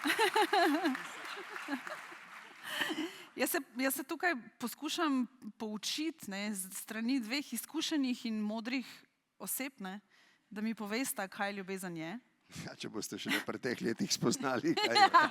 Bo malo pozna, ne. Jaz moram reči, da tudi jaz imam sama srečo, da sem odraščala v družini polni ljubezni, da sem zgodaj spoznala, kaj je ljubezen in jo vedno dobivala in jo tudi zelo rada dajem. Moram pa priznati, da odkar imam pa sina, to je pa ena druga dimenzija ljubezni, za katero sem pa najbolj hvaležna. To je ultimativna ljubezen. To je pa ultimativna. To je pa res...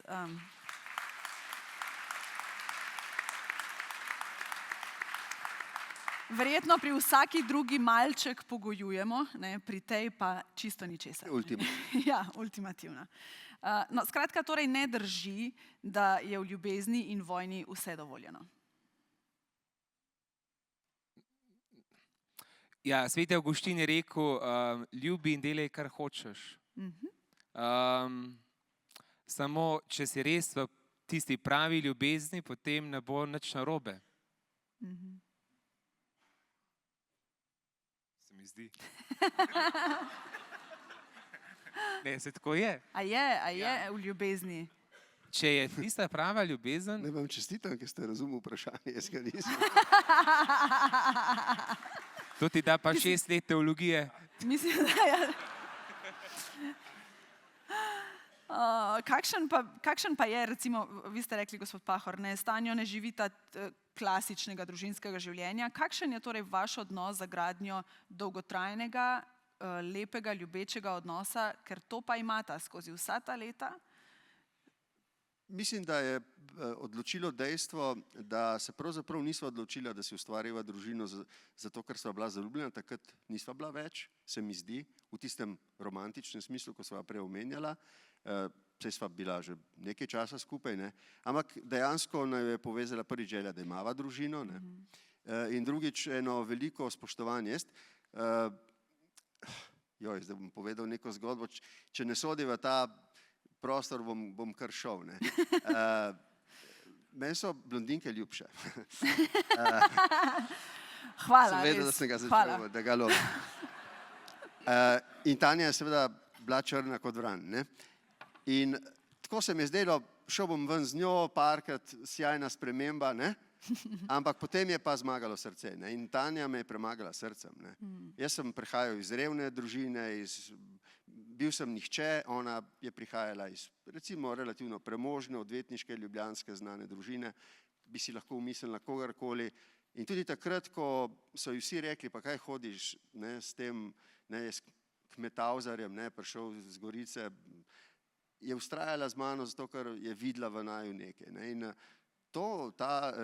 njeno srce je zmagalo, ne. Sej kakšenkrat se je to zameril, ampak to je zmagalo, absolutno je srce zmagalo na koncu nje. Je dobrega srca in to je odločilo. Ne. Kaj pa vi opažate, recimo? Ja, dovolim aplavz. Rekli ste prej, ko sva govorila, ne, zadaj za odarju, koliko parov ste poročili lani, ne, pa se je predsednik takoj pošalil, če ve, koliko se jih je tudi že ločilo, ne.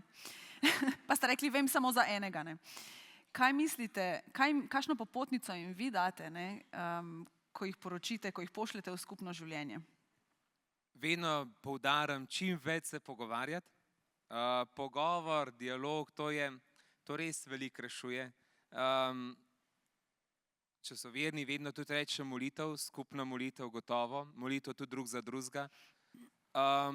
Enkrat na mesec, saj na zmenk, ker mnogi poročeni pari kar pol malo pozabijo v službi, otroci, v vsem delu. Enkrat na mesec pejta na zmenk, pejta tako kot takrat, ko sta bila zaljubljena. A otroka pa vam pripeljem? Recimo lahko, ni problema, se bom pazil, lepo. To pol svetujem, tako da se tudi pogovarjamo, kakšne skupne dogodke, pa pogovor, pa da 4 stvari nikoli ne pozabijo, ne, sprejemanje, zvestoba, ljubezen, spoštovanje. Te zadeve, pa da je iskreno, saj boljš se fajn skregati, kot pa tih biti. Tole ste pa zdaj. To je pa... Drugač pa, jaz se tukaj ne spoznam na te področje. Ja. Jaz poročim, pa pol grem. Dobro, Vem pa, da je treba v zakonu kar delati, da to ni tako enostaven, imam zakonske skupine in jaz sem dostikrat pa kar zahvalen za celibat. Ni tako enostavno. Vidim, da ni takole v odnosu živeti tudi ni vedno tako enostaven. Je treba veliko tudi potrpeti, veliko je treba tudi pač sprejeti in tako naprej. Jaz sem mislil, da res verjamete v Boga, zdaj pa vidim, da ste lenuh, ne? Ja. Ko bomo danes končali tale dogodek in se bosta z avtom odpeljala domov, kaj si bosta prižgala na radio? Show must go on.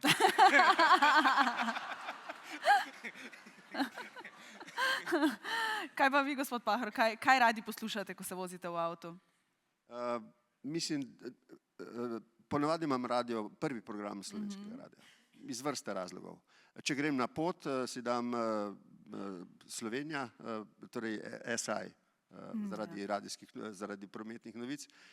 Nimam nekega izrecnega glasbenega okusa, ampak natančno vem, katere pesmice so mi kdaj všeč in katere mi niso. Rad se zalotim tudi pri klasiki, ampak rad bom poslušal tudi kakšno tako zelo običajno pesmico, ki ni nič ugledna, meni pa veliko pomeni. Kdaj si pa potem Taylor Swift privoščite? Ja, to je bilo nekaj časa zelo popularno, pa še vedno je, ampak se mi zdi, da potem tudi pridejo ti vzponi in padci. Ampak, ker sem se prej hecala, pri filmih pa ni dobene spremembe, Čedno dekle je še vedno. Še vedno, več kot 100-krat? Mislim, da znam film na pamet. Mogoče bi enkrat to zastavo probali, ampak mislim, da znam od prvega do zadnjega stavka film na pamet. Približno. Zato, ker je to točno tista pravljica, o kateri smo govorili danes pravzaprav cel večer. Da pač dobro premaga zlo, da vera neko upanje v nekaj lepega na koncu zmaga. Ker film je pravljica. To tudi pove režiser v uvodu in na koncu. Ampak preprosto ne moreš nehati verjeti, da se to lahko zgodi in tudi pravi režiser, prav zato, ker sem verjel, se je zgodilo. Ne. To se mi zdi, da je za vsak večer, če ti paše, je to super film. Ne, Vi ste ga kdaj gledali? Čedno dekle? Ne, nisem. Čedno, Richard Gere, Julia Roberts? Ne. Ne? Ne, res, žal. Ne, sej mislim, da ni za vas. Skupaj No. pogledava. Sej mislim, da ni za, a? Sej mislim, da ni, mogoče ne bi bil za vas, no. Zakaj ne? Kaj pa vem, se vam zdi? Malce je, no, Zdaj sem pohujšljiv, a ni? paranoiden. Ne, to morate pogledati. Bom. Prav poiskal ga bom. Se to ni na kanalih za starejše, mislim, za odrasle. Ni, ampak kakšen del bi tudi lahko bil, no. Ne, ni tako hudo, zelo dober film, zares. Katerega imate pa vi radi, katerega ste pogledali več kot enkrat? Jaz sem rad, kaj še tela bolj, ne vem, od Silvestra Stallona. Meni so všeč, ko se kje kdo boriš s kom, pa da zmaga. Se pretepajo. James Bond mi je vrhunski, Mr. Bean mi je vrhunski igralec, zelo rad imam njegov humor. Ne vem, kaj še take. In zvečer, ko recimo prijete domov, pa prižgete televizijo, kaj vam pa še gledati? Že zelo dolgo nisem tega prakticiral, ker običajno končujem dan nekje ob 10. zvečer. In takrat mi paše pa tišina. Cel dan te nekdo bombardira, tako da zdaj en obdobje imam, ko zvečer pravzaprav si skuham čaj, kakšno knjigo še imam, da se res v tišini, da imam pol dober spanc. Če gledam kdaj film, je recimo zdaj v tem zimskem obdobju, če je zunaj turoben dan, da je dež in da ni nič za početi, potem ne vem, kaj poiščem na Netflixu, oziroma jaz sem kar tako, da grem na YouTube, pa pol tam kakšnega za tist 2 evra, ki vzamem, pa tako. Pač nekaj ta, pa poiščem, pač ne vem, da bi pa zdaj, verjetno pa tako, da je neka akcija, da se nekaj dogaja, da nekdo nekoga reš, da je to meni ful dobro. Komisar Rex, recimo, serija. Tega se spomnim, to serijo, ja. Ne, tega že dolgo nisem gledal. Se pa spomnim kot otrok, ja. To je bilo pa v ponedeljkih zvečer, če se ne motim, na drugem programu.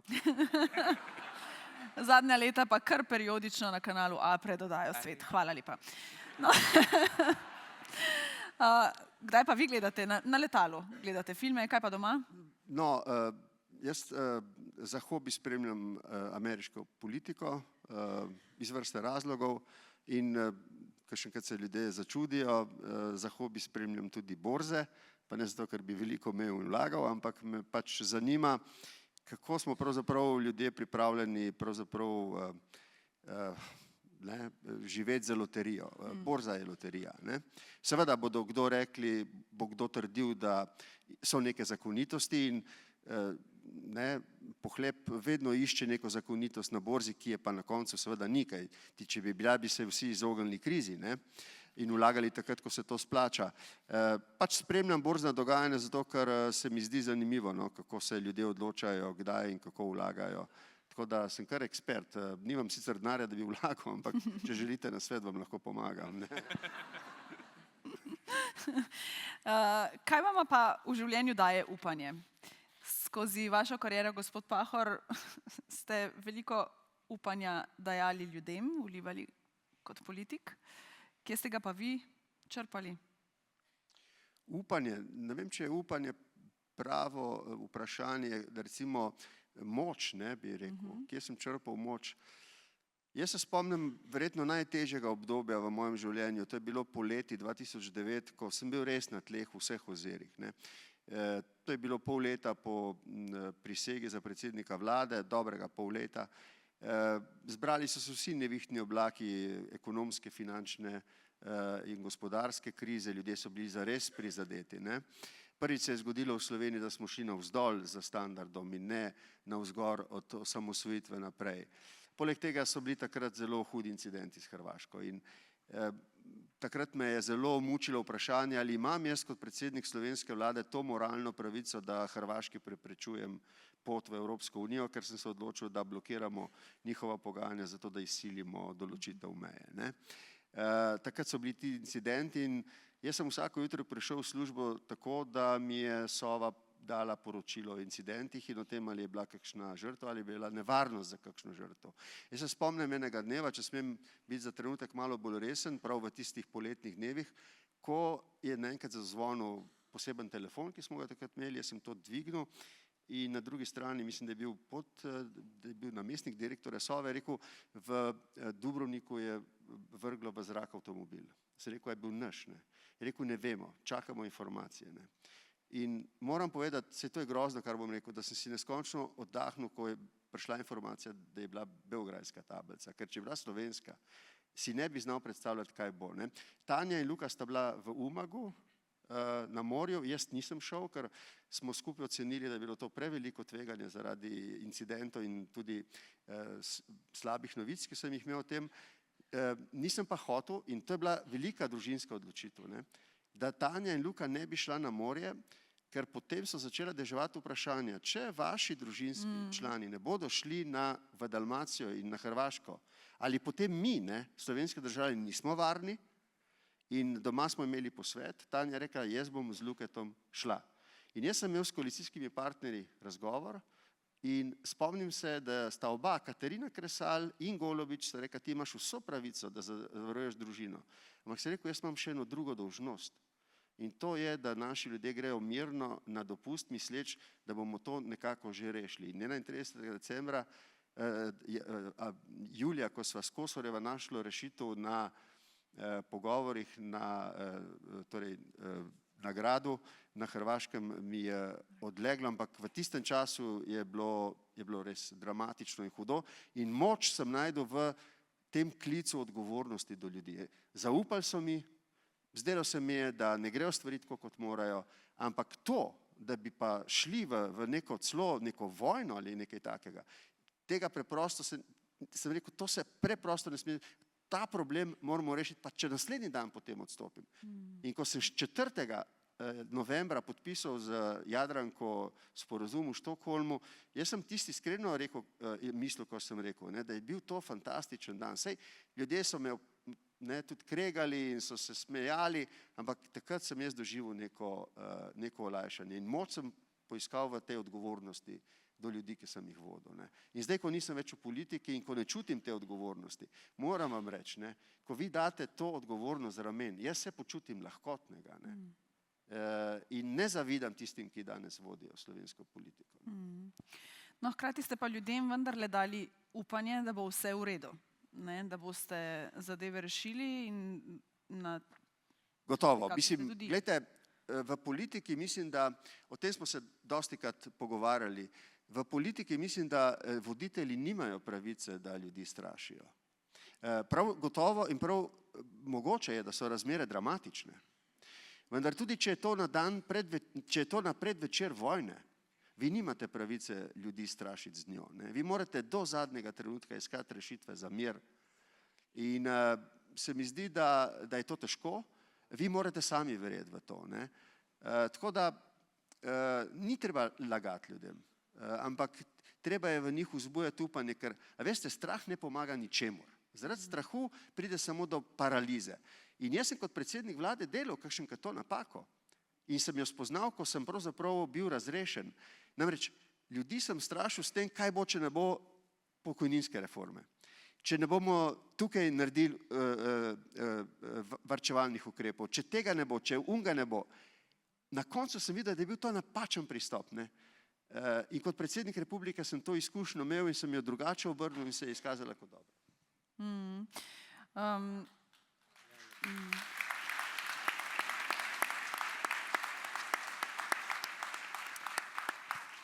Ne pravijo zastonj, ne, upanje umre zadnje.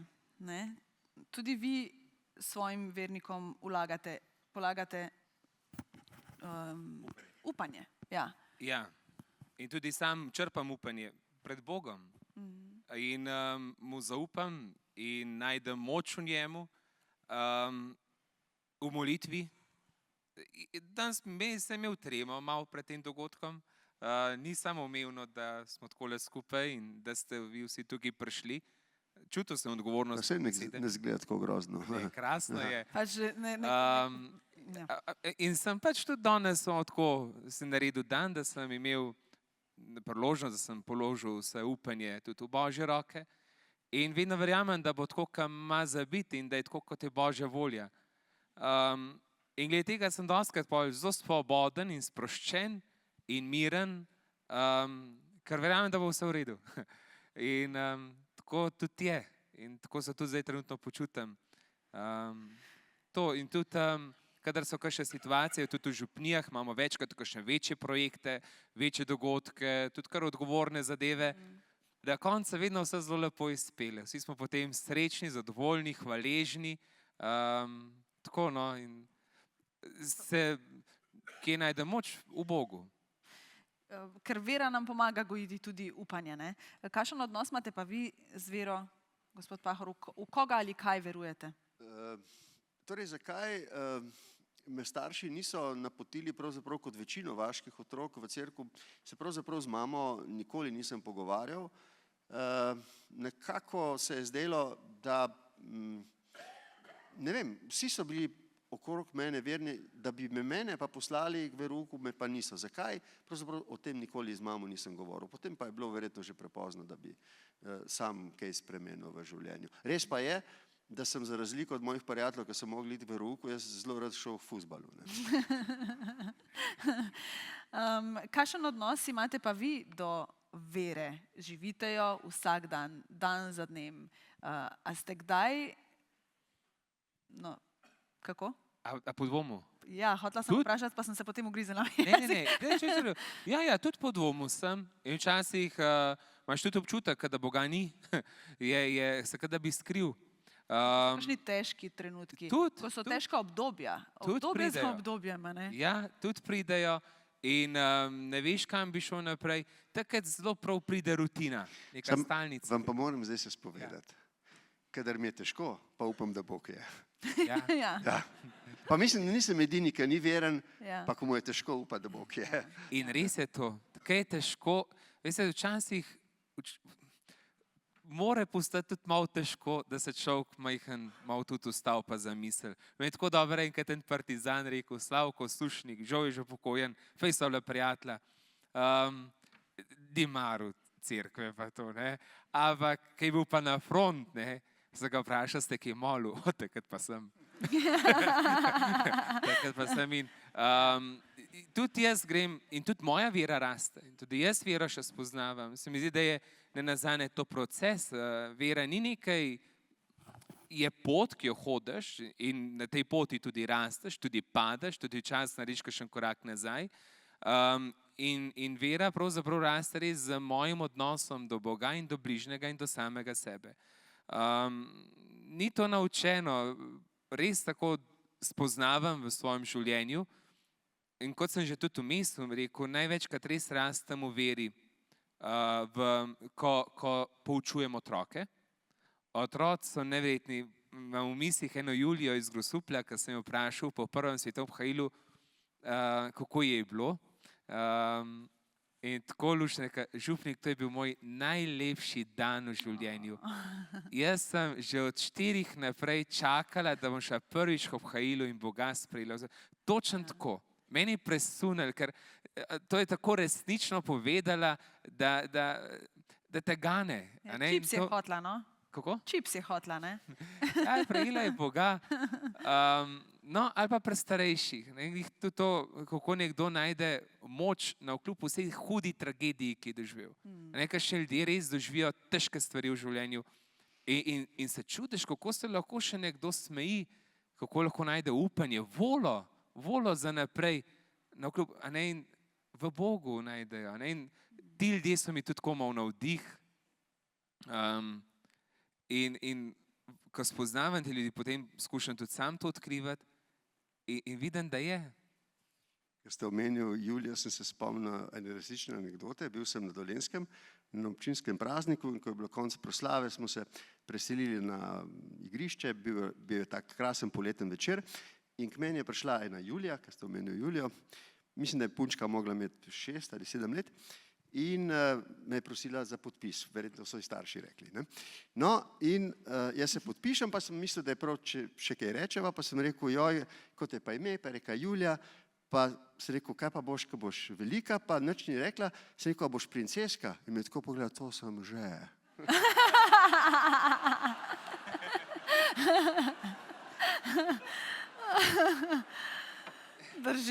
Drži.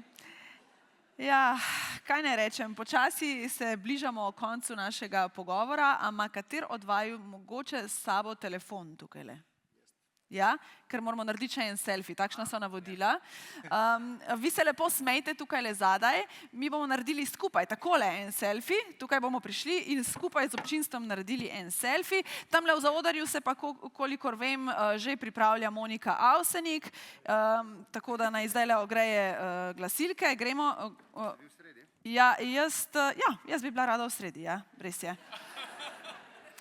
Če že lahko izbiram. A boste kar vi, mislim, da najbolj znate od naju. A se nas vidi vse? Imamo, odlično, hvala, izvolite.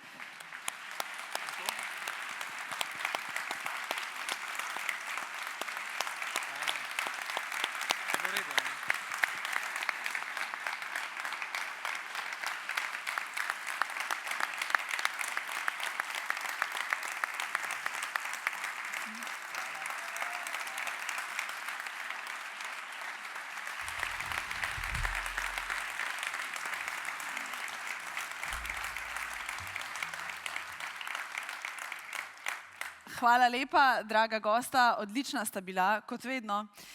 Zdaj pa res na oder vabim še zadnjič danes Moniko Avsenik s pesmijo In srce spet poleti.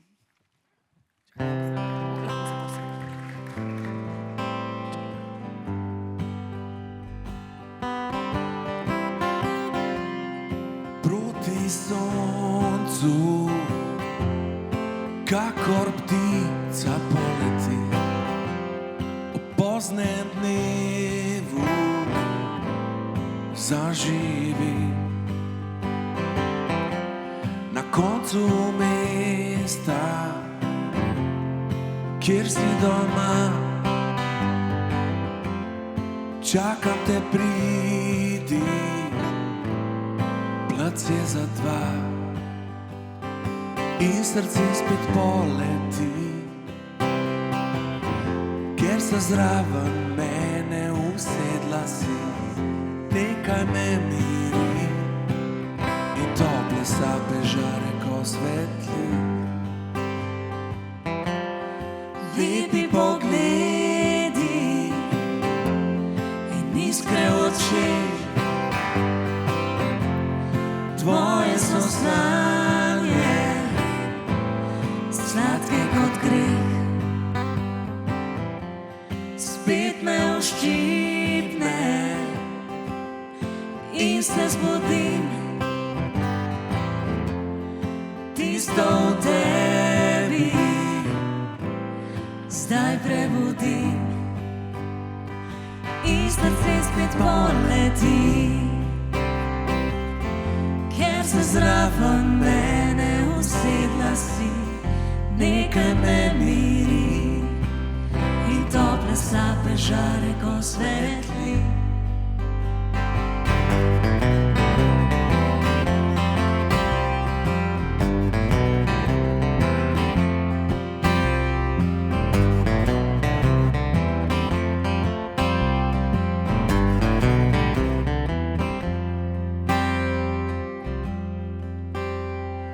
In srce spet poleti, ker se zraven mene usedla si, nekaj me miri in tople sape žare ko svetli. In srce spet poleti, ker se zraven mene usedla si, nekaj me miri in tople sape žare ko svetli.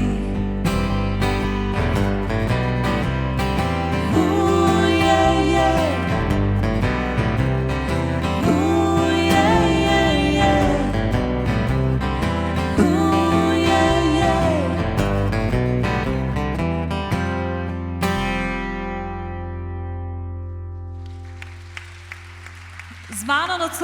Dagi na basu in vokalu, Tine Lustak na kitari.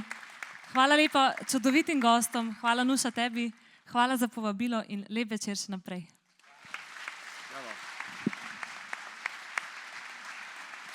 A veste kako, samo še trenutek rabim, ker jaz župnika imam tukaj in jaz se lažem. Namreč eno pesem bo zapela na koncu. Rekla sem, da je zadnji Žanes, ampak ne, še ena pesem sledi. Ampak hvala lepa za enkrat. Kot smo že omenili, na začetku ste z nakupom vstopnice prispevali sredstva za družino, ki je po smrti očeta se znašla v zares hudi finančni stiski. Mamica, ki se bori z multiplo sklerozo, je ostala sama s 3 otroki. Pomagali bomo torej prek Zveze prijateljev mladine Slovenije, ki je nevladna, prostovoljna, človekoljubna in neprofitna organizacija, deluje pa že od leta 1953. Njihov temeljni cilj je dvig kakovosti življenja otrok, mladostnikov in družin, zastopanje in uveljavljanje njihovih interesov in potreb ter zaščita njihovih pravic. K besedi zdaj zato na kratko vabim predsednico gospod Darjo Groznik.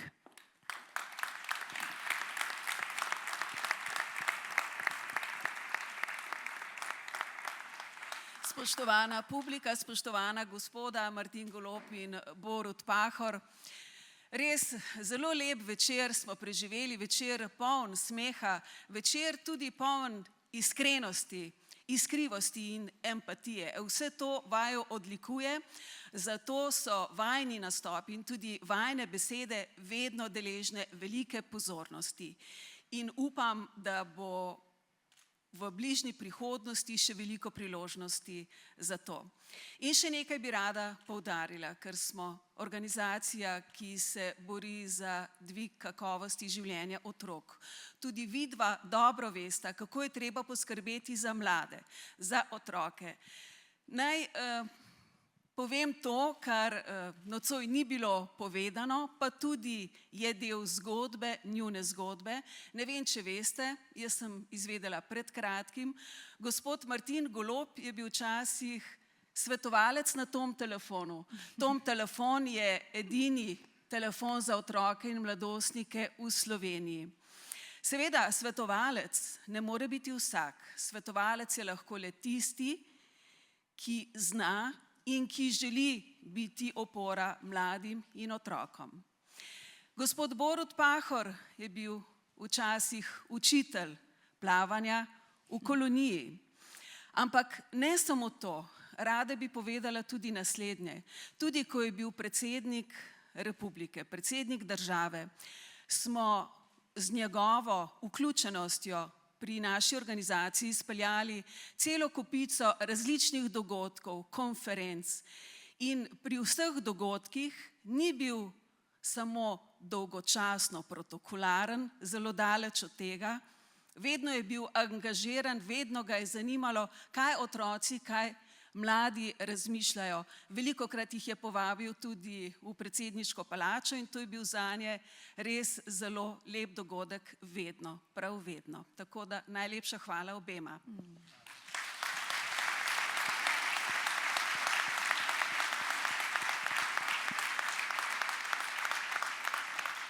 Hvala v imenu družine iz Posavja, ki bo poleg konkretne finančne pomoči dobila tudi nekaj, kar je mogoče še bolj pomembno. Sporočilo, da niso sami. In to je sporočilo, ki dobi ta družina od vseh nas. In to je to sporočilo, ki ga moramo deliti tudi mi in ki ga delita vidva in tudi mi moramo to deliti. Nismo sami, samo v družbi, samo v skupnosti lahko delimo tako vesele kot žalostne trenutke. Tako da najlepša hvala. V Zvezi prijateljev mladine Slovenije smo zelo počaščeni, da smo bili lahko del tega dogodka. In naj na koncu samo še z majhno pozornostjo se zahvalim obema gostoma, ki sta res odlična govorca. Najlepša hvala. Najlepša hvala tudi vam.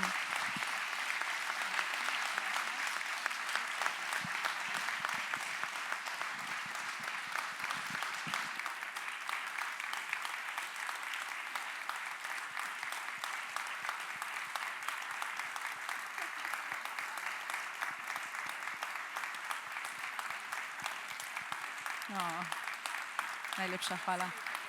Hvala lepa, hvala lepa. Najlepša hvala.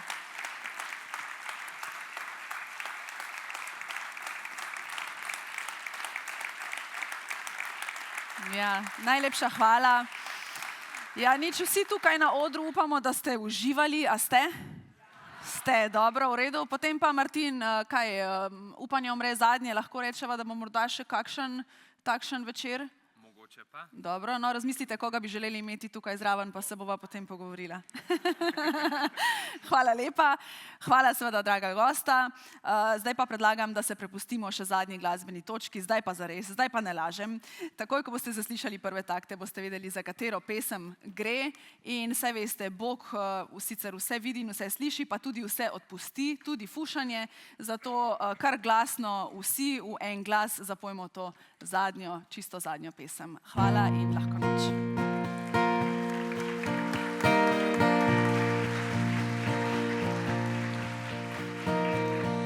Pusti 1000 dni in 1000 noči, ki jih več ni.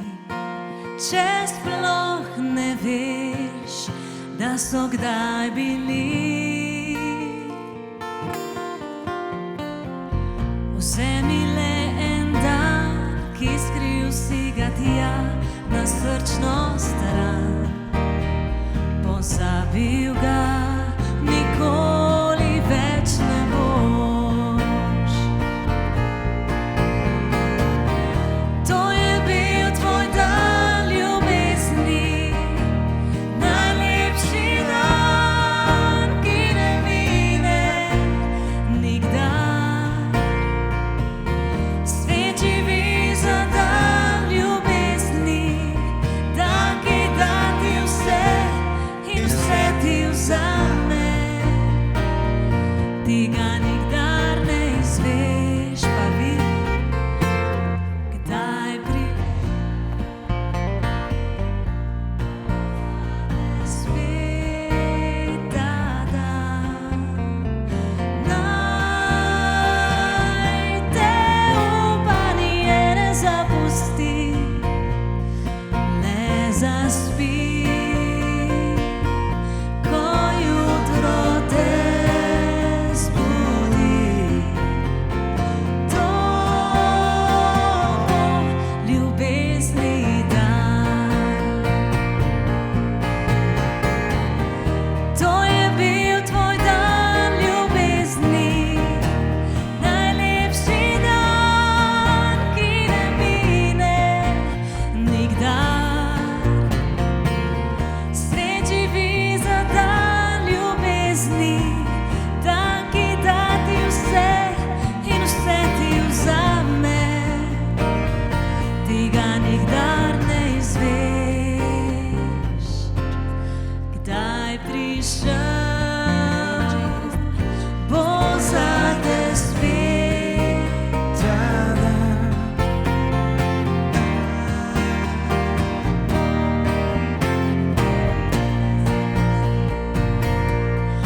Ne zaspi, ko jutro te zbudi, to bo ljubezni dan.